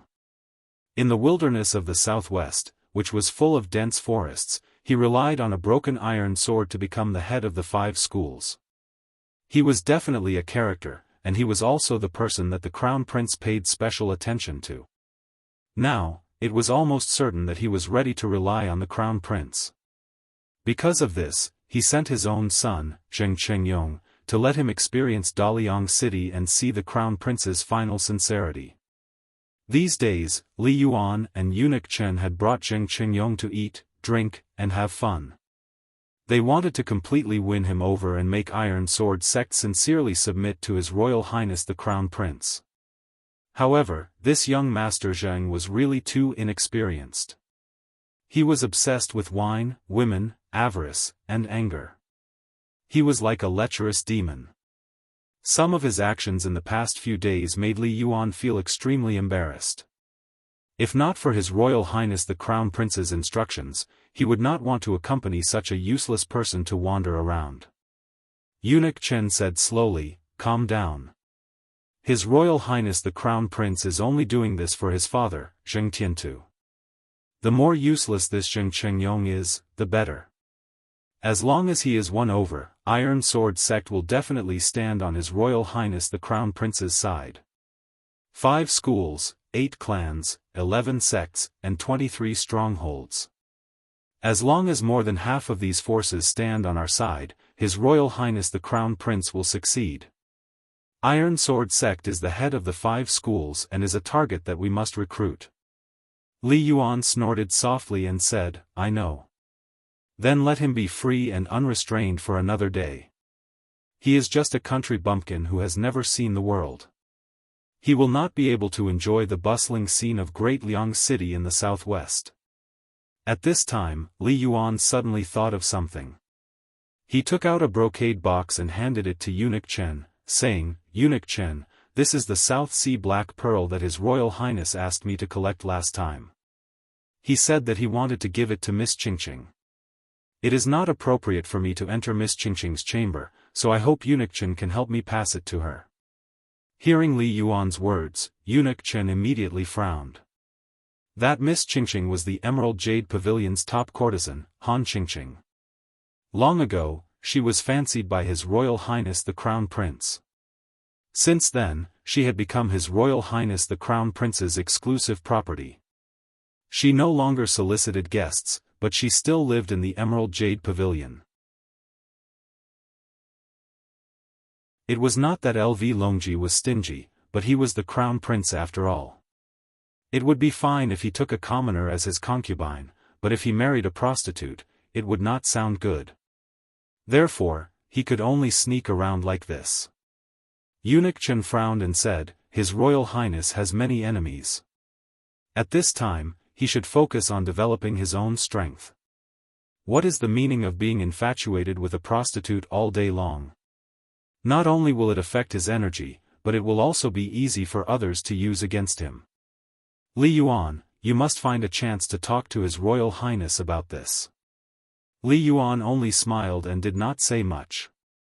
It was not his first day with the crown prince, so he naturally knew what should be said and what should not be said. Regarding the crown prince's private matters, he could not interfere with others' words, but Li Yuan would definitely not say anything. Eunuch Chen was also a sly old fox. One look at Li Yuan's expression and he knew what he meant. However, he did not say much and only snorted softly. He took the brocade box and turned to leave. Li Yuan also left. At this time, in the private room where Chu Xiu and the others were, Chu Xiu retracted his soul string net. Eunuch Li's expression was gloomy as he said, "I did not expect the crown prince to actually take things to this step. Official Chu, what should we do now?" Chu Xiu did not say anything. He only made a shushing gesture to Eunuch Li. At this time, Li Yuan and Eunuch Chen had already left. Zheng Qingyong was here playing with a woman, so they were not in the mood to watch. Therefore, Chu Xiu swaggered into the Jade Pavilion. He opened the door of Zheng Qingyong's private room and was greeted by a flesh-colored wave. It was tall and bumpy, which made people dizzy. Zheng Qingyong was 1 against 10, so he was quite good at playing. However, Chu Xiu's heart was not disturbed at all. Before he transmigrated, Chu Xiu was also a person who had seen the world. What kind of movies had he not seen and what kind of games had he not seen? Zheng Qingyong was just a small thing. Zheng Qingyong was startled when he was suddenly interrupted. However, before he could curse, he saw that Chu Xiu's eyes were as deep as an abyss, pulling him in.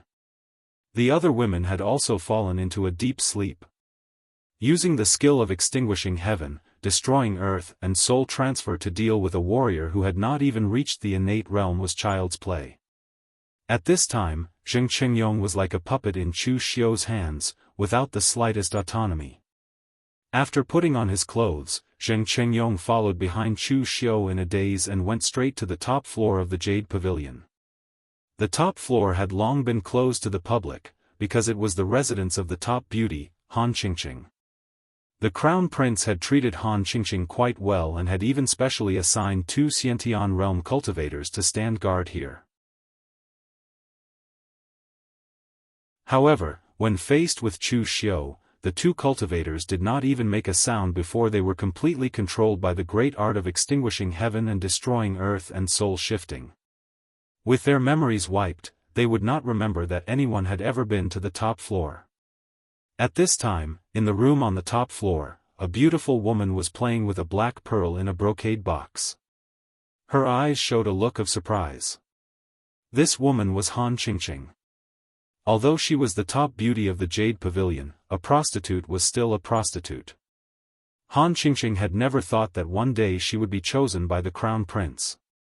Even at this time, Han Qingqing was still fantasizing in her heart. Could she succeed in the future and become the crown prince's wife? At this time, the door of the room was pushed open. As soon as Han Qingqing raised her head, she saw a pair of eyes as dark as ink, and lost consciousness. Chu Xiu patted Zheng Qingyong's shoulder, and Zheng Qingyong immediately pounced on Han Qingqing. Chu Xiu turned around and went out, closing the door. Immediately, there were sounds of heavy breathing coming from inside. After a few minutes, the sound of heavy breathing inside stopped. Chu Xiu pushed the door open and saw Zheng Qingyong still holding the unconscious Han Qingqing in his arms. He had a confused expression on his face, and he thought he was having a wet dream. As a country bumpkin from the southwest, when had Zheng Qingyong seen such a prosperous place like Great Liang City? Almost as soon as he arrived here, he was indulging in pleasure. When Li Yuan had brought him to the Jade Pavilion, he had seen Han Qingqing once. At that time, Zheng Qingyong had wanted to sleep with this woman, but Li Yuan had warned him. After all, she was the crown prince's woman, and whoever touched her would die. As the top beauty of the Jade Pavilion, Han Qingqing's appearance was naturally one of the best in the Jade Pavilion. Since then, Zheng Qingyong had been yearning for her. However, although Zheng Qingyong was a good-for-nothing, he was not an idiot. He knew which women he could touch and which women he could not. But when he woke up this time, the women around him were gone, and the one he was holding was Han Qingqing. Could it be that he was still having a wet dream? At this time, seeing Chu Xiu push open the door, Zheng Qingyong suddenly thought of something. He was about to cry out in surprise, but Chu Xiu directly revealed his 5 qis in the origin state, and the powerful evil blood qi that he had condensed was surrounding him. The killing intent made Zheng Qingyong shiver all over. Looking at Zheng Qingyong, Chu Xiu said lightly, "First, shut up. Second, put on your clothes. I don't like talking to naked men. If you can't do these 2 things, I will kill you." You're tuning in to the Unparalleled SwordWill YouTube channel. Don't forget to subscribe and join us on this journey to catch the most captivating stories.